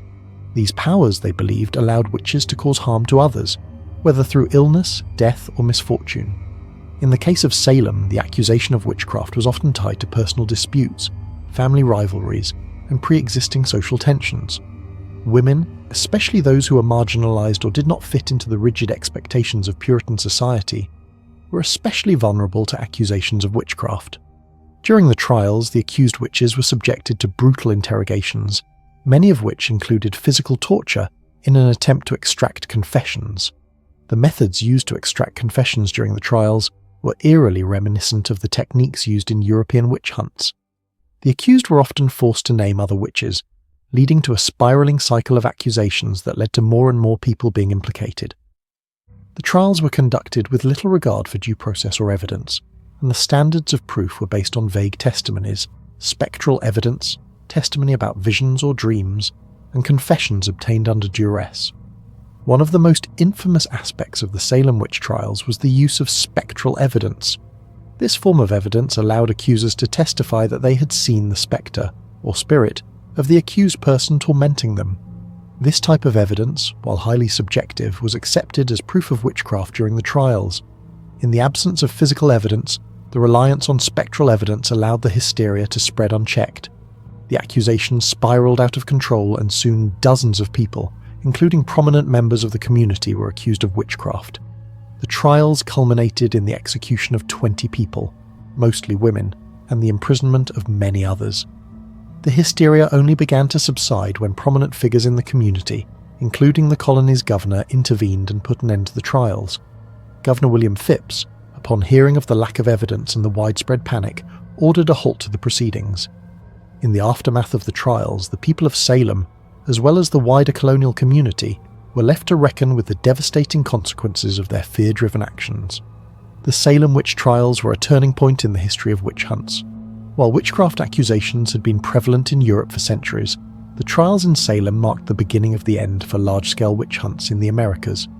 The trials exposed the dangers of mass hysteria, the consequences of living in a society dominated by fear, and the ways in which religious and social pressures can lead to destructive consequences. The connection between disease and witchcraft accusations in the Salem witch trials is particularly striking. In the midst of outbreaks of smallpox and other illnesses, the colonists, like their European counterparts, sought scapegoats for their suffering. Witches were blamed for spreading disease, much in the same way that people in Europe had blamed witches for the Black Death centuries earlier. The fear of witchcraft in Salem was deeply tied to the social upheaval caused by disease, death, and the uncertain nature of life in the colonies. While the Salem witch trials are the most famous example of witchcraft persecution in early America, they were not isolated incidents. Other areas of the American colonies also experienced witchcraft accusations during this time. In Connecticut, for example, a series of witch trials took place in the late 1600s, and in New York, accusations of witchcraft were tied to the tensions between Dutch settlers and English colonists. These trials, while smaller in scale than those in Salem, were fueled by the same fears and superstitions that led to the hysteria in New England. The witch hunts in the Americas were a chilling reflection of the mass hysteria and fear of the unknown that had fueled witchcraft trials in Europe. As we move into the 18th century, we begin to see the decline of these trials, as new ideas about reason and science began to take hold. The Enlightenment brought with it a shift in thinking, and witch hunts became less common. In the next chapter, we will explore how the rise of scientific reasoning and the Enlightenment led to the decline of witch trials and the shift away from superstition. As the 17th century came to a close, a new intellectual movement began to take hold across Europe. The Age of Enlightenment, with its emphasis on reason, science, and rationality, marked a profound shift in how people viewed the world. This shift was not only philosophical, but also deeply practical, affecting everything from politics to religion, and most importantly, science. The Enlightenment challenged traditional views about religion, superstition, and the natural world, leading to the eventual decline of witch hunts and the persecution of those accused of witchcraft. This segment will explore how the Enlightenment played a critical role in the end of mass witch trials and the waning of superstition. One of the most significant developments during the Enlightenment was the rise of scientific thinking. Thinkers like Isaac Newton, René Descartes, and Galileo Galilei were revolutionizing the way people understood the universe. Their discoveries in fields such as astronomy, physics, and mathematics led to the rejection of old ideas about the cosmos and human existence. As scientific knowledge expanded, people began to view natural events, such as disease outbreaks and crop failures, not as the result of malicious supernatural forces, but as phenomena that could be explained through empirical observation and reasoning. This shift in thinking had a profound impact on witchcraft trials. Where once people had attributed misfortune, illness, and death to the influence of witches, now these events were increasingly understood through the lens of science and medicine. Diseases such as smallpox, the plague, and other epidemics were no longer seen as punishments for sins or the work of witches. Rather, they were recognized as viral or bacterial infections. Doctors began to study the spread of disease, and the understanding of contagion and public health began to take root.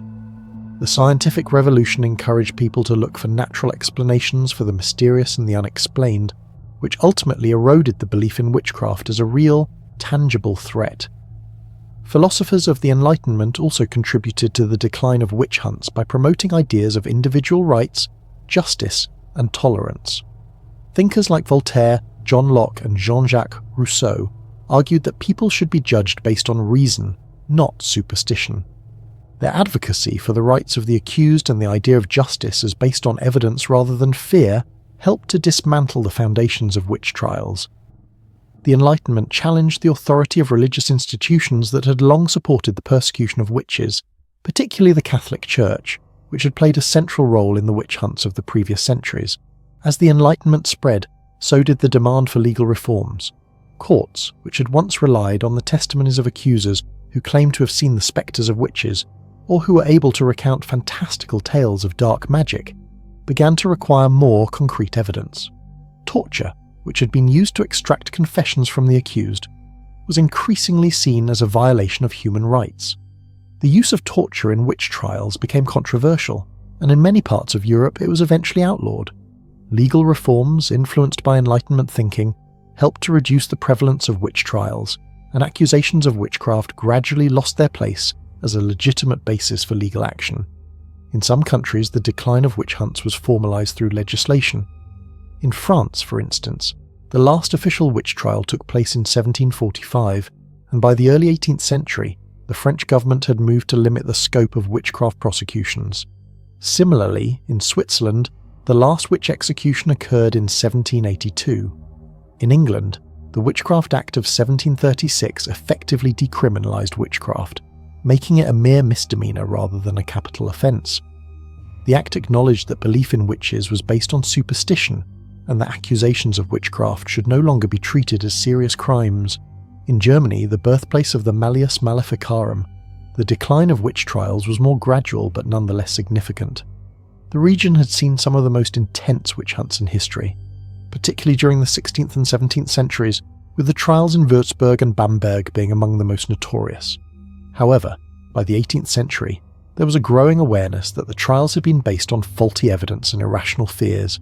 The rise of Enlightenment ideals, coupled with the growing influence of Protestant and Catholic reformers who rejected the persecution of witches, led to a gradual cessation of witch hunts in the region. By the 1730s, the witch hunts in Germany had largely died down, and the last execution for witchcraft in the country took place in 1775. The decline of witch hunts was not only a result of intellectual and legal reforms but also a cultural shift. As the Enlightenment progressed, the idea of individual freedom and the importance of personal liberties became central to many societies. The persecution of witches, which had long been justified by religious dogma and superstition, was increasingly seen as a violation of these fundamental rights. The Enlightenment helped foster an atmosphere in which the belief in witches and witchcraft was no longer accepted as an unquestionable truth. As the scientific method became more widely adopted, people began to recognize that the real causes of suffering and misfortune were often natural rather than supernatural. But while the official trials and executions for witchcraft began to decline, the belief in witches did not disappear entirely. Superstitions about witches and magic persisted in certain parts of Europe, especially in rural areas where traditional beliefs were still strong. Witchcraft accusations continued to surface in isolated incidents, particularly during times of crisis or social unrest. However, the widespread state-sponsored witch hunts that had characterized the previous centuries were largely a thing of the past. The end of the witch hunts in Europe marked the beginning of a new era, one in which reason, science, and human rights took precedence over fear and superstition. But the legacy of the witch hunts continued to reverberate throughout history, influencing how societies would later deal with fears of the unknown, the marginalized, and the different. In the next chapter, we will explore the lasting impact of the Black Death and the witch hunts on European society. We will examine how these events reshaped social, political, and religious structures, and how their influence can still be felt in modern times. The Black Death, which devastated Europe between 1347 and 1351, did more than just ravage populations. It forever altered the social, economic, and political landscape of the continent. The scale of the plague, with an estimated 25 to 30 million lives lost, was so immense that it left deep scars on European society that would continue to shape the world for centuries. From the collapse of feudalism to the rise of the Renaissance, the impact of the Black Death can still be traced in the development of modern Europe. This segment explores the lasting changes brought about by the plague and how it laid the groundwork for the societal transformations that followed. One of the most immediate consequences of the Black Death was the staggering loss of life, which led to a dramatic shift in the structure of European society. Entire villages were wiped out and cities saw their populations decimated. With so many dead, the labour force was severely weakened, leading to widespread shortages of workers. The resulting scarcity of labour gave the surviving peasants and workers an unprecedented amount of power. Many of them demanded higher wages and better working conditions, which in turn sparked a series of social and economic upheavals. Feudalism, the system that had long dominated medieval Europe, began to unravel in the wake of the Black Death. Under feudalism, land was the primary source of wealth and power, and peasants were bound to the land they worked. However, the death toll created a labour shortage that made workers more valuable, and they could demand better terms. This shift marked the beginning of the end for feudalism, as peasants and labourers were no longer willing to accept the harsh conditions that had once been the norm. The rise of a more mobile and empowered labour force contributed to the decline of the rigid social hierarchy that had previously defined European society. The weakening of feudalism also had a profound impact on the relationship between the Church and the state. The Catholic Church had long held immense power in medieval Europe, both spiritually and politically. However, the Black Death brought into question the Church's authority. The Church's inability to protect people from the plague, despite its promises of divine intervention, led many to lose faith in its ability to offer answers to life's most pressing questions. While the Church still held significant influence, particularly in rural areas, the Black Death created an opening for alternative belief systems and new ideas. This shift in religious thinking would eventually pave the way for the Protestant Reformation in the 16th century, which challenged the power of the Catholic Church and led to the fragmentation of Christianity in Europe. The social fabric of Europe was also deeply affected by the Black Death. With so many people dead, family structures were often broken, and social roles became more fluid. Survivors were forced to adapt to new circumstances, and communities had to rebuild. The psychological toll of the plague was immense, and the fear of death permeated every aspect of life. In art and literature, themes of mortality and suffering became central, and the Dance of Death motif, a symbolic representation of death as an inevitable force, became a prominent theme in medieval art. The plague's emotional and cultural impact shaped European thought for generations, leaving an indelible mark on how people viewed the fragility of life and the inevitability of death. Economically, the Black Death had both immediate and long-term consequences. In the short term, the loss of so many workers led to a reduction in agricultural production, which caused widespread famine in some regions. However, the shortage of workers also led to an increase in wages, as employers sought to fill the gaps left by the dead.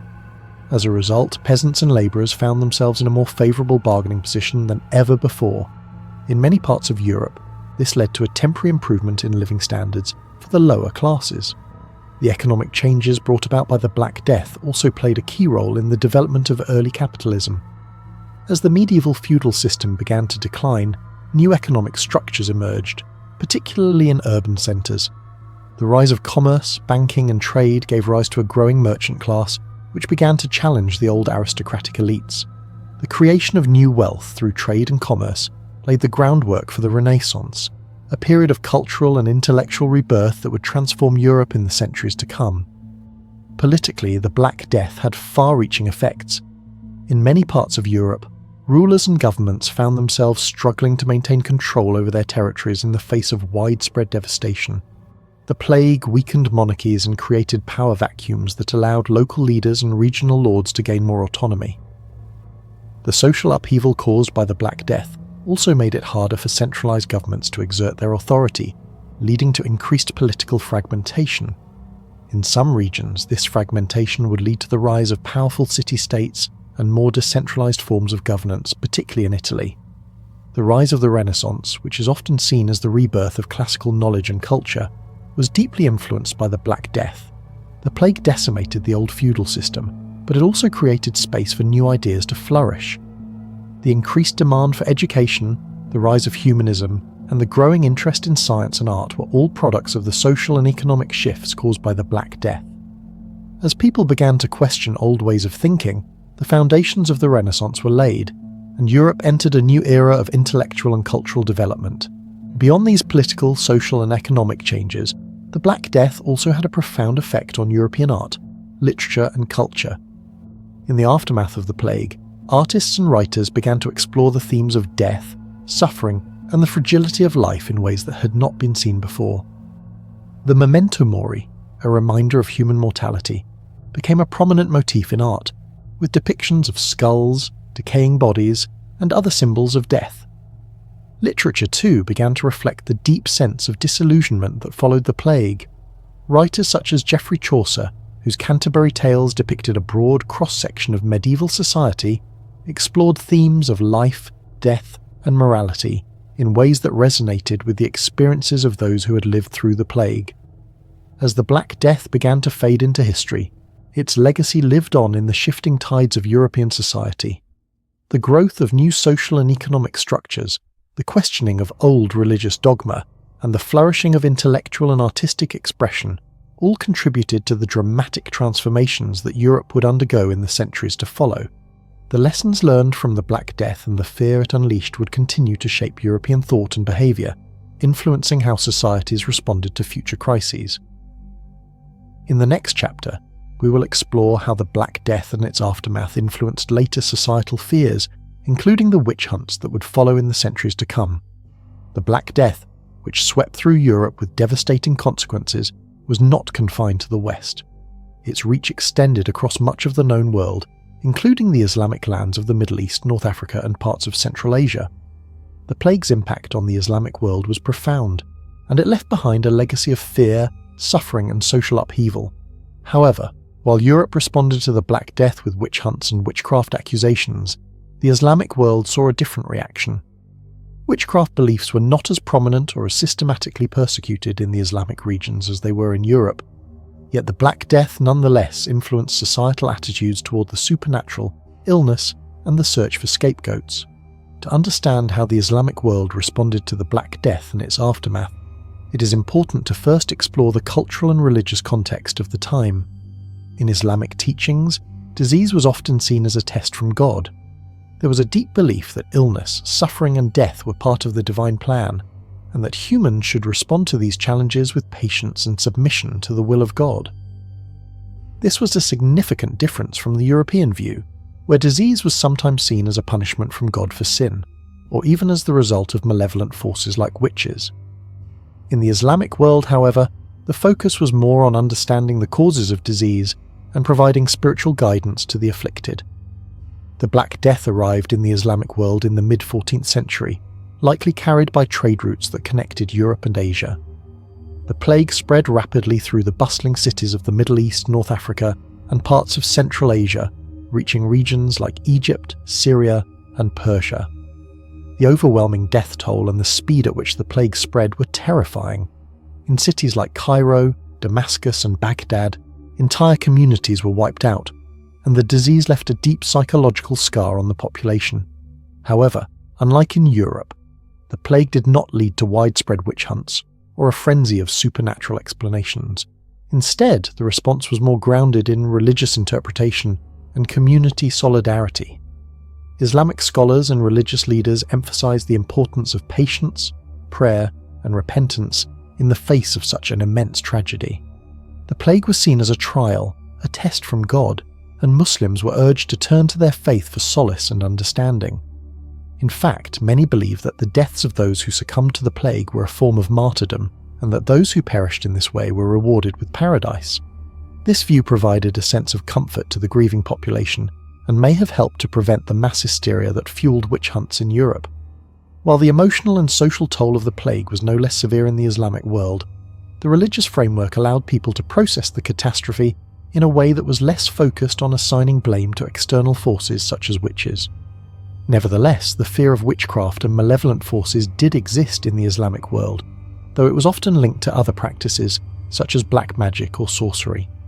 Islamic teachings condemned the practice of magic, especially if it was used to harm others, and the Quran warned against engaging with jinn or other supernatural beings. However, the belief in witches and witchcraft was not as pervasive or institutionalized as it was in medieval Europe.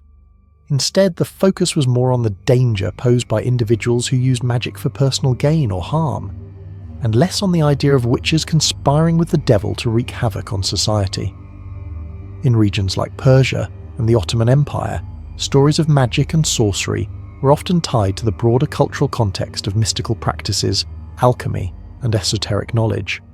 Islamic mysticism, or Sufism, involved practices that explored the relationship between the human soul and the divine, often involving meditation, prayers, and rituals. While some forms of magic were condemned, other forms of mystical practice were respected and integrated into society. As a result, accusations of witchcraft were not as widespread or organized as in Europe, though they did exist in more localized contexts. For example, in the courts of the Ottoman Empire, there were occasional cases of people accused of using magic to manipulate others or cause harm. These cases, however, were not part of a larger witch hunt phenomenon, but rather isolated incidents that were treated more as legal matters than moral panics. Despite the relative lack of witchcraft persecutions, the Black Death in the Islamic world did create an atmosphere of fear and confusion. People sought answers as they had in Europe, but instead of turning to the idea of witches as the root cause of the plague, they turned to their religious leaders and scholars. Many saw the Black Death as a test of faith, and religious responses such as prayers for mercy and healing were central to the response. Religious leaders also encouraged charity, urging the wealthy to help the poor, who were disproportionately affected by the disease. The importance of social solidarity in these times of crisis was emphasized, and the sense of community was central to the Islamic response to the plague. One of the key differences between the Islamic and European responses to the plague was the approach to healthcare. In the Islamic world, medical knowledge had long been advanced, with scholars such as Ibn Sina, Avicenna, making significant contributions to the understanding of medicine and disease. The Islamic Golden Age had seen the establishment of hospitals and medical schools, and Islamic doctors were well versed in the principles of hygiene, diagnosis, and treatment. While there was still much that was unknown about the causes of the plague, Islamic doctors attempted to offer practical advice such as avoiding contact with the sick, quarantining infected areas, and maintaining cleanliness. This pragmatic approach to public health may have helped to curb some of the fear and panic that gripped Europe, where medical knowledge was less advanced, and disease was often interpreted as supernatural punishment. As the plague subsided, the social and economic impact of the Black Death continued to shape the Islamic world. Just as in Europe, the labour force was decimated, and many regions experienced disruptions to trade and agriculture. The death of so many people led to a reduction in tax revenue, and the economy suffered as a result. However, unlike in Europe, where the post-plague period saw the rise of capitalism and a shift in the social order, the Islamic world's response was more focused on restoring order and maintaining traditional structures. The feudal-like system in the Islamic world remained intact, and the societal hierarchy, which was based on a complex interplay of religious, political, and tribal factors, did not undergo the same fundamental changes as in Europe. In the aftermath of the Black Death, the Islamic world entered a period of recovery. Religious and cultural life began to return to normal, and cities slowly rebuilt. However, the plague's legacy lived on, influencing Islamic thought and society in subtle ways. While the fear of witches did not take the same form as it did in Europe, the Black Death's trauma continued to shape the way people understood death, disease, and the supernatural. As we reflect on the Islamic world's response to the Black Death, it becomes clear that different societies approach the plague with varying beliefs, coping mechanisms, and responses. While the Islamic world did not experience the same witch hunts and hysteria as Europe, it too had to contend with the devastating effects of the plague. The legacy of the Black Death in the Islamic world provides a fascinating contrast to Europe's witchcraft-driven fears, and in the next chapter, we will shift our focus back to the European context, examining how these witch hunts spread into Eastern Europe and Russia. As the Black Death ravaged Europe and fear of witchcraft spread like wildfire, the hunt for witches expanded beyond the familiar territories of Western Europe. In the eastern reaches of the continent, particularly in Poland, Russia, and the Balkans, witchcraft accusations took on a unique character, shaped by local traditions, religious practices, and political conditions. The witch hunts in these regions followed the same fundamental logic as in Western Europe: a belief in the supernatural, a desire to find scapegoats for misfortune, and a deep-seated fear of the unknown. Yet, the ways in which these fears manifested were often different, reflecting the distinct social and cultural dynamics of Eastern Europe. In the territories of Eastern Europe, witchcraft was seen through the lens of Orthodox Christianity, a branch of Christianity that was distinct from the Catholicism of Western Europe. While both branches of Christianity condemned witchcraft and sorcery, the Orthodox Church in Eastern Europe had a somewhat different approach to the supernatural. The Orthodox tradition placed a strong emphasis on ritual, prayer, and the veneration of saints, but it also had a long history of dealing with magic, healing, and mystical practices. This made witchcraft accusations in the East more entangled with local traditions, folklore, and pre-Christian beliefs. In many parts of Eastern Europe, particularly in Russia and the Slavic regions, belief in the supernatural was deeply woven into the fabric of everyday life. Local folklore was rich with stories of spirits, demons, and magical practices, some of which were linked to agricultural rites, healing rituals, and the veneration of ancestors. The ancient Slavic pantheon, with its gods, spirits, and magical creatures, left a mark on the folk traditions of Eastern Europe, even as Christianity spread across the region. As a result, accusations of witchcraft in these areas were often influenced by a blend of Christian theology and pagan superstition. In Russia, the witch hunts took on a different form than those in Western Europe. Although witch trials did occur, they were not as widespread or systematic as in places like Germany or France. The Russian Orthodox Church, which had its own distinct structure and practices, did not engage in large-scale witch hunts until the later centuries. However, the fear of witchcraft and magic was still present in Russian society. It was often believed that witches had the power to curse, heal, or cause harm through supernatural means. Village healers, midwives, and women who were seen as knowledgeable about herbs and potions were frequently accused of being witches. These accusations were often based on personal grudges or social tensions, and they could escalate into violent outbursts. The fear of witches in Russia was also tied to broader concerns about social order and the role of women in society. In many Eastern European cultures, women, especially those who were elderly, unmarried, or lived on the margins of society, were particularly vulnerable to accusations of witchcraft. These women were often seen as outsiders, as they did not conform to the traditional roles of wives and mothers. In a deeply patriarchal society, any deviation from the norm could be viewed with suspicion, and the power that some women wielded through knowledge of herbs, healing, and folk remedies could be interpreted as dangerous or subversive. Witchcraft accusations in Eastern Europe often took place in rural communities, where traditional beliefs were more entrenched and where people lived close to the land. In these small villages, there was a heightened sense of community, and any perceived deviation from social norms could be seen as a threat to the stability of the group. This fear of the other, whether it was the outsider or the woman who lived alone, fueled many of the witch trials in these regions. These trials were not always as organised or as formal as those in Western Europe, but they were no less deadly. One of the most significant areas of witch hunts in Eastern Europe was the region that is now modern-day Poland. In the 16th and 17th centuries, Polish society experienced waves of witch hunts, with accusations of witchcraft often tied to outbreaks of disease, crop failures, and other misfortunes. As in Western Europe, the Church played a central role in the persecution of witches, but in Poland, there was also a strong connection to local traditions and folklore. In some cases, witchcraft accusations were linked to the fear of evil eye curses, a belief that certain people could cause harm simply by looking at others with malevolent intent. This belief, which had roots in both pagan and Christian traditions, was widespread in rural Poland and contributed to the fear of witches. In addition to the influence of the Church and local folklore, political factors also played a role in the witch hunts in Eastern Europe. The rise of powerful monarchies and the consolidation of state authority often led to increased control over local communities. As central governments sought to assert their power, witch hunts became a tool for enforcing social order and reinforcing the authority of the state. Witch trials were sometimes used to punish perceived enemies of the state, particularly those who were seen as threats to the established order. In some cases, the witch hunts in Eastern Europe were more localized and personal in nature. Accusations of witchcraft were often used to settle old scores, particularly in small rural communities where relationships were tightly knit, and where feuds and rivalries could easily spill over into violence. In these situations, the accusation of witchcraft could serve as a convenient way to eliminate rivals, settle disputes, or gain power. Despite the fear of witchcraft in Eastern Europe, witch hunts were less frequent and less formalized than those in Western Europe. The more decentralized nature of the Russian Orthodox Church, combined with the region's distinctive folk traditions, meant that witchcraft trials were not as widespread. However, the fear of witches and the belief in their power to cause harm were no less pervasive.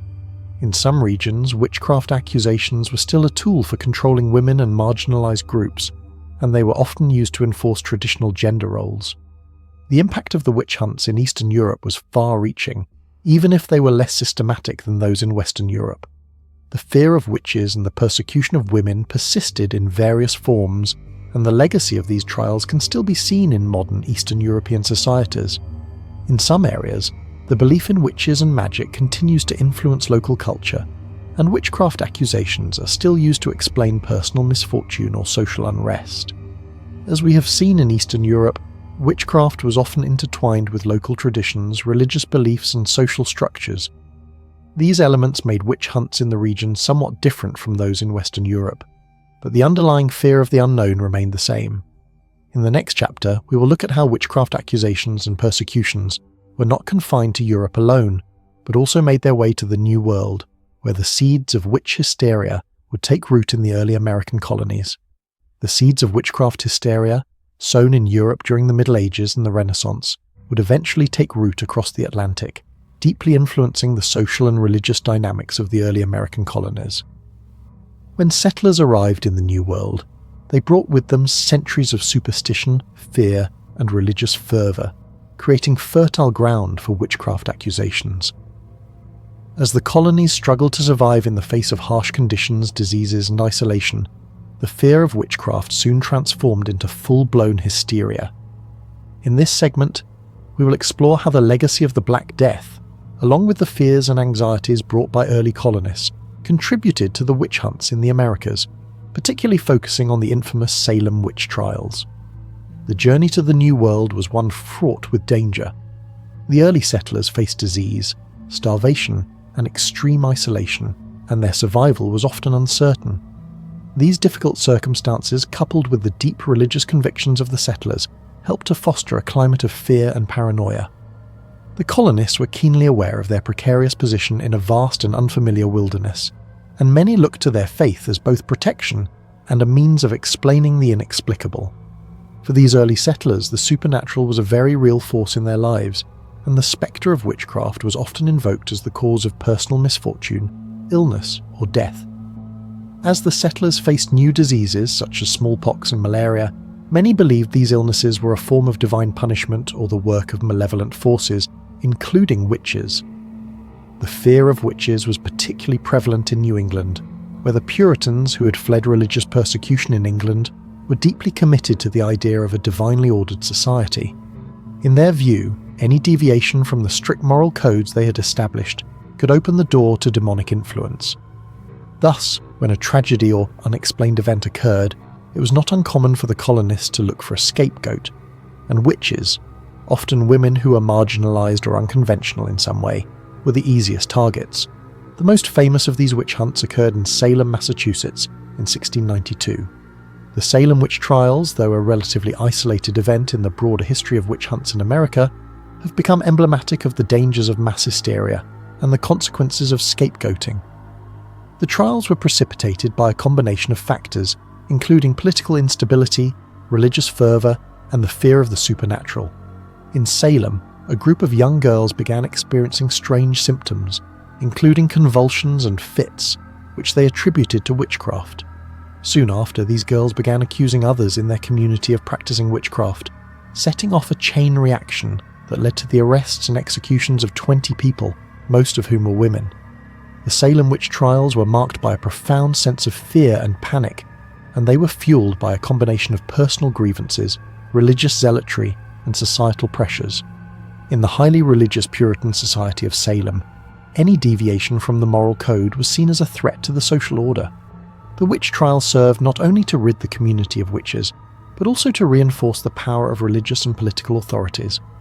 The trials also exposed the ways in which women, particularly those who were older, poor, or socially marginalized, were vulnerable to accusations of witchcraft. Many of the accused witches in Salem were women who had previously been viewed as outsiders, or who had little social standing, making them easy targets for accusations. In addition to religious and social factors, the fear of disease played a significant role in the Salem witch trials. The 17th century was a period of frequent epidemics, and Salem was no stranger to outbreaks of smallpox and other illnesses.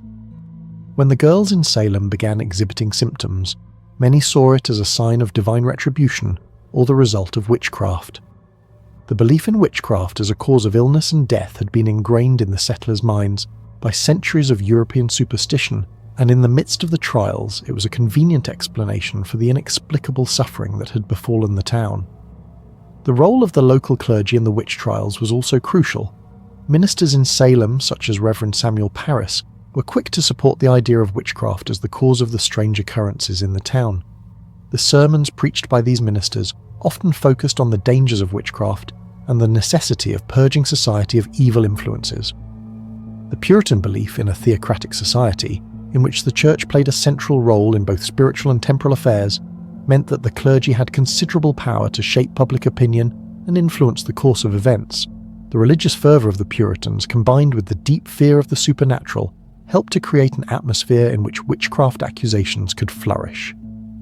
As the Salem witch trials progressed, the methods used to identify witches became increasingly bizarre and arbitrary.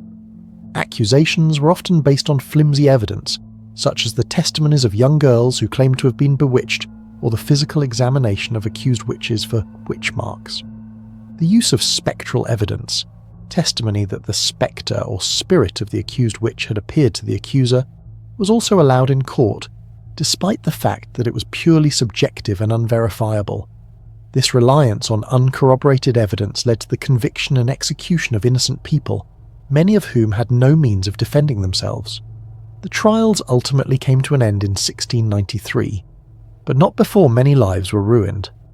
The mass hysteria that had engulfed Salem left a deep scar on the community, and the trials were later recognized as a tragic example of the dangers of superstition and fear. In the aftermath, the Puritan leadership began to distance itself from the trials, and the use of spectral evidence was condemned. The Salem witch trials marked the beginning of a shift in attitudes toward witchcraft accusations in the colonies. While witchcraft beliefs persisted, the more formalized and organized witch hunts that had characterized earlier centuries began to wane. The legacy of the Salem witch trials, however, persisted in the cultural consciousness of the American colonies. Witchcraft accusations continued to be used as a tool for social control and personal revenge in some areas, though the widespread witch hunts slowly faded. Over time, the growth of rationalism and the rise of scientific thinking began to diminish the hold of superstition and fear in the colonies, especially as the Enlightenment ideas took root in the 18th century. Yet, the shadow of the witch trials, much like the legacy of the Black Death in Europe, continued to haunt American society, serving as a cautionary tale about the dangers of mass hysteria and the scapegoating of vulnerable individuals. As the witch hunts gradually subsided, the American colonies entered a new phase, one where fear and superstition gave way to intellectual and social progress. The Salem witch trials, though tragic, ultimately marked the end of an era of widespread witch hunts in the New World, but their legacy, shaped by the fears of the past, would continue to resonate in American history. In the next chapter, we will examine the gradual decline of witch hunts in the 18th century, focusing on how the rise of scientific thinking and Enlightenment ideals helped to reduce witch trials across Europe and the Americas. By the early 18th century, a slow but unmistakable shift began to take place across Europe and the American colonies. The fevered witch hunts that had plagued the continent for centuries, those dark chapters of mass hysteria, scapegoating and suffering, began to lose their momentum. The witch trials, once so commonplace, began to fade from the European landscape. This gradual decline in witch hunts can be attributed to several factors, all of which were intertwined with the intellectual and cultural changes of the period. It was a time when the long shadows of superstition and religious zeal were slowly being pushed back by the light of reason, science, and Enlightenment thought. One of the primary factors that contributed to the decline of the witch hunts was the rise of scientific thinking. During the 17th and 18th centuries, Europe saw the emergence of the scientific revolution, which fundamentally transformed the way people understood the world. Figures like Galileo Galilei, Isaac Newton, and René Descartes revolutionized science by emphasizing observation, experimentation, and rational inquiry. As scientific knowledge expanded, more and more people began to question the supernatural explanations that had once dominated European thought. Diseases, for example, were increasingly understood as the result of physical factors such as bacteria, viruses, and environmental conditions, rather than as divine punishment or the result of witchcraft. The influence of the Enlightenment, an intellectual movement that stressed reason, individual rights, and secularism, also played a crucial role in diminishing the belief in witchcraft. Thinkers like Voltaire, John Locke, and Immanuel Kant championed the ideas of reason and skepticism, encouraging people to question traditional beliefs and authority. These Enlightenment ideals had a profound effect on the public's perception of witch hunts and witchcraft accusations. Witch trials, which had once been seen as a legitimate means of ridding society of evil, began to be seen as cruel and unjust, driven by superstition and ignorance rather than reason and justice. As the Enlightenment spread across Europe, it fostered an increasing commitment to human rights and due process, both of which were often violated in witch trials. In many parts of Europe, the judicial systems began to reform, emphasizing fairness and the protection of the accused. Torture, which had been widely used to extract confessions from suspected witches, began to be seen as inhumane and unreliable. The scientific community also played a role in debunking the methods used to identify witches, such as the infamous swimming test, which involved throwing the accused into water to see if they would float, a supposed sign of witchcraft. These methods, based on superstition rather than empirical evidence, lost credibility as the scientific method gained influence. Another key factor in the decline of witch hunts was the weakening of the religious institutions that had once been at the forefront of the persecution of witches. The Catholic Church, which had played a central role in the witch hunts of the past, was undergoing its own internal reforms during the 18th century. The Church, increasingly concerned with maintaining its authority and prestige, distanced itself from the more extreme practices of the past, including the persecution of witches. In Protestant regions, the rise of more moderate and rational theological schools of thought also contributed to a lessening of the fear of witches. Religious leaders, many of whom had once been strong advocates of witch trials, began to question the validity of these trials and to speak out against the violence and injustice they inflicted. Public opinion also began to change during the 18th century. As the Enlightenment ideals of individual liberty, tolerance, and skepticism spread, people became more aware of the injustices inherent in witch hunts. The concept of innocent until proven guilty gained traction, and the idea of punishing people based on mere accusations or suspicions began to seem increasingly barbaric. Some of the last significant witch trials in Europe, such as those in Würzburg and Bamberg, Germany, in the early 17th century, had already drawn considerable criticism for their brutality. By the 18th century, the intellectual and moral climate had shifted, making witch hunts increasingly indefensible. One of the pivotal moments in the decline of witch hunts came with the publication of the Malleus Maleficarum, the Hammer of Witches, a notorious 15th century treatise that had once fueled witch hunts across Europe. By the 18th century, the Malleus Maleficarum was widely discredited, and many of the legal procedures it advocated, such as the use of torture and spectral evidence, were no longer accepted in courts of law. In fact, the Malleus Maleficarum became a symbol of everything that was wrong with the witch hunts, and it was increasingly seen as a relic of a more barbaric age. The growing rejection of its ideas marked a significant step away from the persecution of witches. In places like Switzerland, which had been a hotbed of witch hunts in the 16th and 17th centuries, the last executions of witches took place in the early 18th century. One of the most notable events was the execution of Anna Goldie in 1782, often considered the last witch execution in Europe. Goldie, a servant in a wealthy family, was accused of poisoning a young child, and though there was no concrete evidence against her, she was convicted and executed. Her trial and execution shocked many in Europe, and it became a turning point in the public's view of witch hunts. Goldie's death highlighted the cruel and irrational nature of witch trials, and it prompted a broader reflection on the injustices of the past. In the wake of her execution, European intellectuals and reformers called for an end to the persecution of witches, marking the death of witch trials as an institution. As the 18th century drew to a close, the belief in witches and the widespread hysteria that had characterized the witch hunts of earlier centuries were finally fading. Europe had entered the age of reason.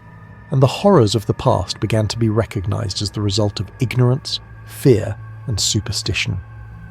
In the centuries that followed, the legacy of the witch hunt served as a cautionary tale, reminding people of the dangers of unchecked fear and the importance of reason and justice. Despite the decline of witch hunts in Europe, the belief in witchcraft and the fear of witches did not disappear entirely. In some regions, particularly in rural areas and more isolated communities, superstition and witchcraft beliefs continued to persist. Witchcraft accusations, though less frequent, still occurred sporadically, and the fear of witches remained a powerful force in certain pockets of society. In parts of Africa and the Americas, witchcraft accusations continued to be used as a form of social control or as a way to explain misfortune and illness. While the witch hunts began to wane in Europe, the fear of witches did not disappear entirely, nor did the legacy of these dark episodes in history. The global impact of witch hunts continued to echo, influencing societies both past and present. In the next chapter, we will explore the long-lasting effects of the Black Death and the witch hunts, not only on Europe and the Americas but on the broader human experience. We will consider how fear, ignorance, and power dynamics still shape our society today, especially in the face of modern pandemics and crises. As we come to the end of our exploration into the dark echoes of the Black Death and the witch hunts, it is important to reflect on the broader lessons these historical events offer us. The Black Death was more than just a disease. It was a transformative event that reshaped Europe in ways that would affect generations to come. Similarly, the witch hunts, born out of the same atmosphere of fear and uncertainty, left behind a legacy of distrust, injustice, and deep societal divides. Today, as we face our own challenges, pandemics, societal upheaval, and the ever-present fear of the unknown, we must pause to consider how these historical events continue to shape our world and the way we respond to fear, power, and the unfamiliar. At the heart of both the Black Death and the witch hunts lies the human tendency to seek answers in times of crisis, to look for causes when tragedy strikes. In the Middle Ages, when the plague swept through Europe and left communities shattered and reeling, people needed a way to make sense of the overwhelming suffering. The answer, for many, was the supernatural, the idea that forces beyond human control were at work causing the misery and chaos. In such an environment, witchcraft accusations, fueled by superstition and religious zeal, became a natural outlet for the fear and confusion, and so the witch hunts were born. But as we know, the witch hunts, like the Black Death, were not just about the fear of disease or the supernatural. They were about power. Power over others, power over communities, and above all the power to define who was other. Women, the elderly, the marginalized, and those who dared to defy societal norms were often the most vulnerable to accusations. They were not just blamed for the disease or misfortune. They were scapegoated, seen as threats to the social order. These witch hunts, which sometimes led to executions and torture, served as a reminder of the ways in which fear and power can be manipulated to maintain control and suppress dissent. In modern times, the dynamics of fear and scapegoating are still very much alive. We have seen, in our own lifetime, how easily fear can be stoked, whether through political rhetoric, social media, or the spread of misinformation. Pandemics like COVID-19, economic instability, and political divides have all prompted a resurgence of scapegoating, often targeting vulnerable groups or communities. The pattern remains familiar. The unknown becomes a threat, and those who are different or marginalized become convenient scapegoats. In our era, this might take the form of blaming racial minorities for economic downturns or political unrest, or stigmatizing immigrants as the cause of disease. The dynamics of fear, scapegoating, and power are not confined to the past. They continue to shape our world today. However, unlike in the past, we have the benefit of history to guide us. The witch hunts and the aftermath of the Black Death are warnings about the dangers of unchecked fear, superstition, and prejudice. We can learn from these mistakes, and through reason, compassion, and a commitment to justice, we can avoid repeating them. The rise of science, reason, and the spread of Enlightenment values in the 18th century helped to reduce the intensity of the witch hunts. But the legacy of these dark chapters reminds us that such fears can resurface if we are not vigilant. As we reflect on the trials and tribulations of the past, it's crucial to remember the importance of empathy and critical thinking in addressing modern crises. The legacy of the Black Death and the witch hunts teaches us that fear, while a natural human response, can often be exploited to divide, control and harm. It is only through understanding, education, and a collective commitment to fairness and equity that we can prevent history from repeating itself. Looking forward, we must be conscious of the power dynamics that continue to play out in times of crisis. Whether it's a global health crisis, political instability, or environmental catastrophe, we must ensure that fear does not cloud our judgment or lead us down paths of blame and division. Just as the intellectual movements of the Enlightenment helped to curb the witch hunts and promote a more rational understanding of the world, so too can modern science, open dialogue, and compassion guide us in addressing the challenges of our time. The Black Death and the witch hunts, though dark chapters in history, offer us important lessons in the way fear can shape our societies. They remind us of the devastating consequences of scapegoating and the importance of embracing reason, empathy, and justice.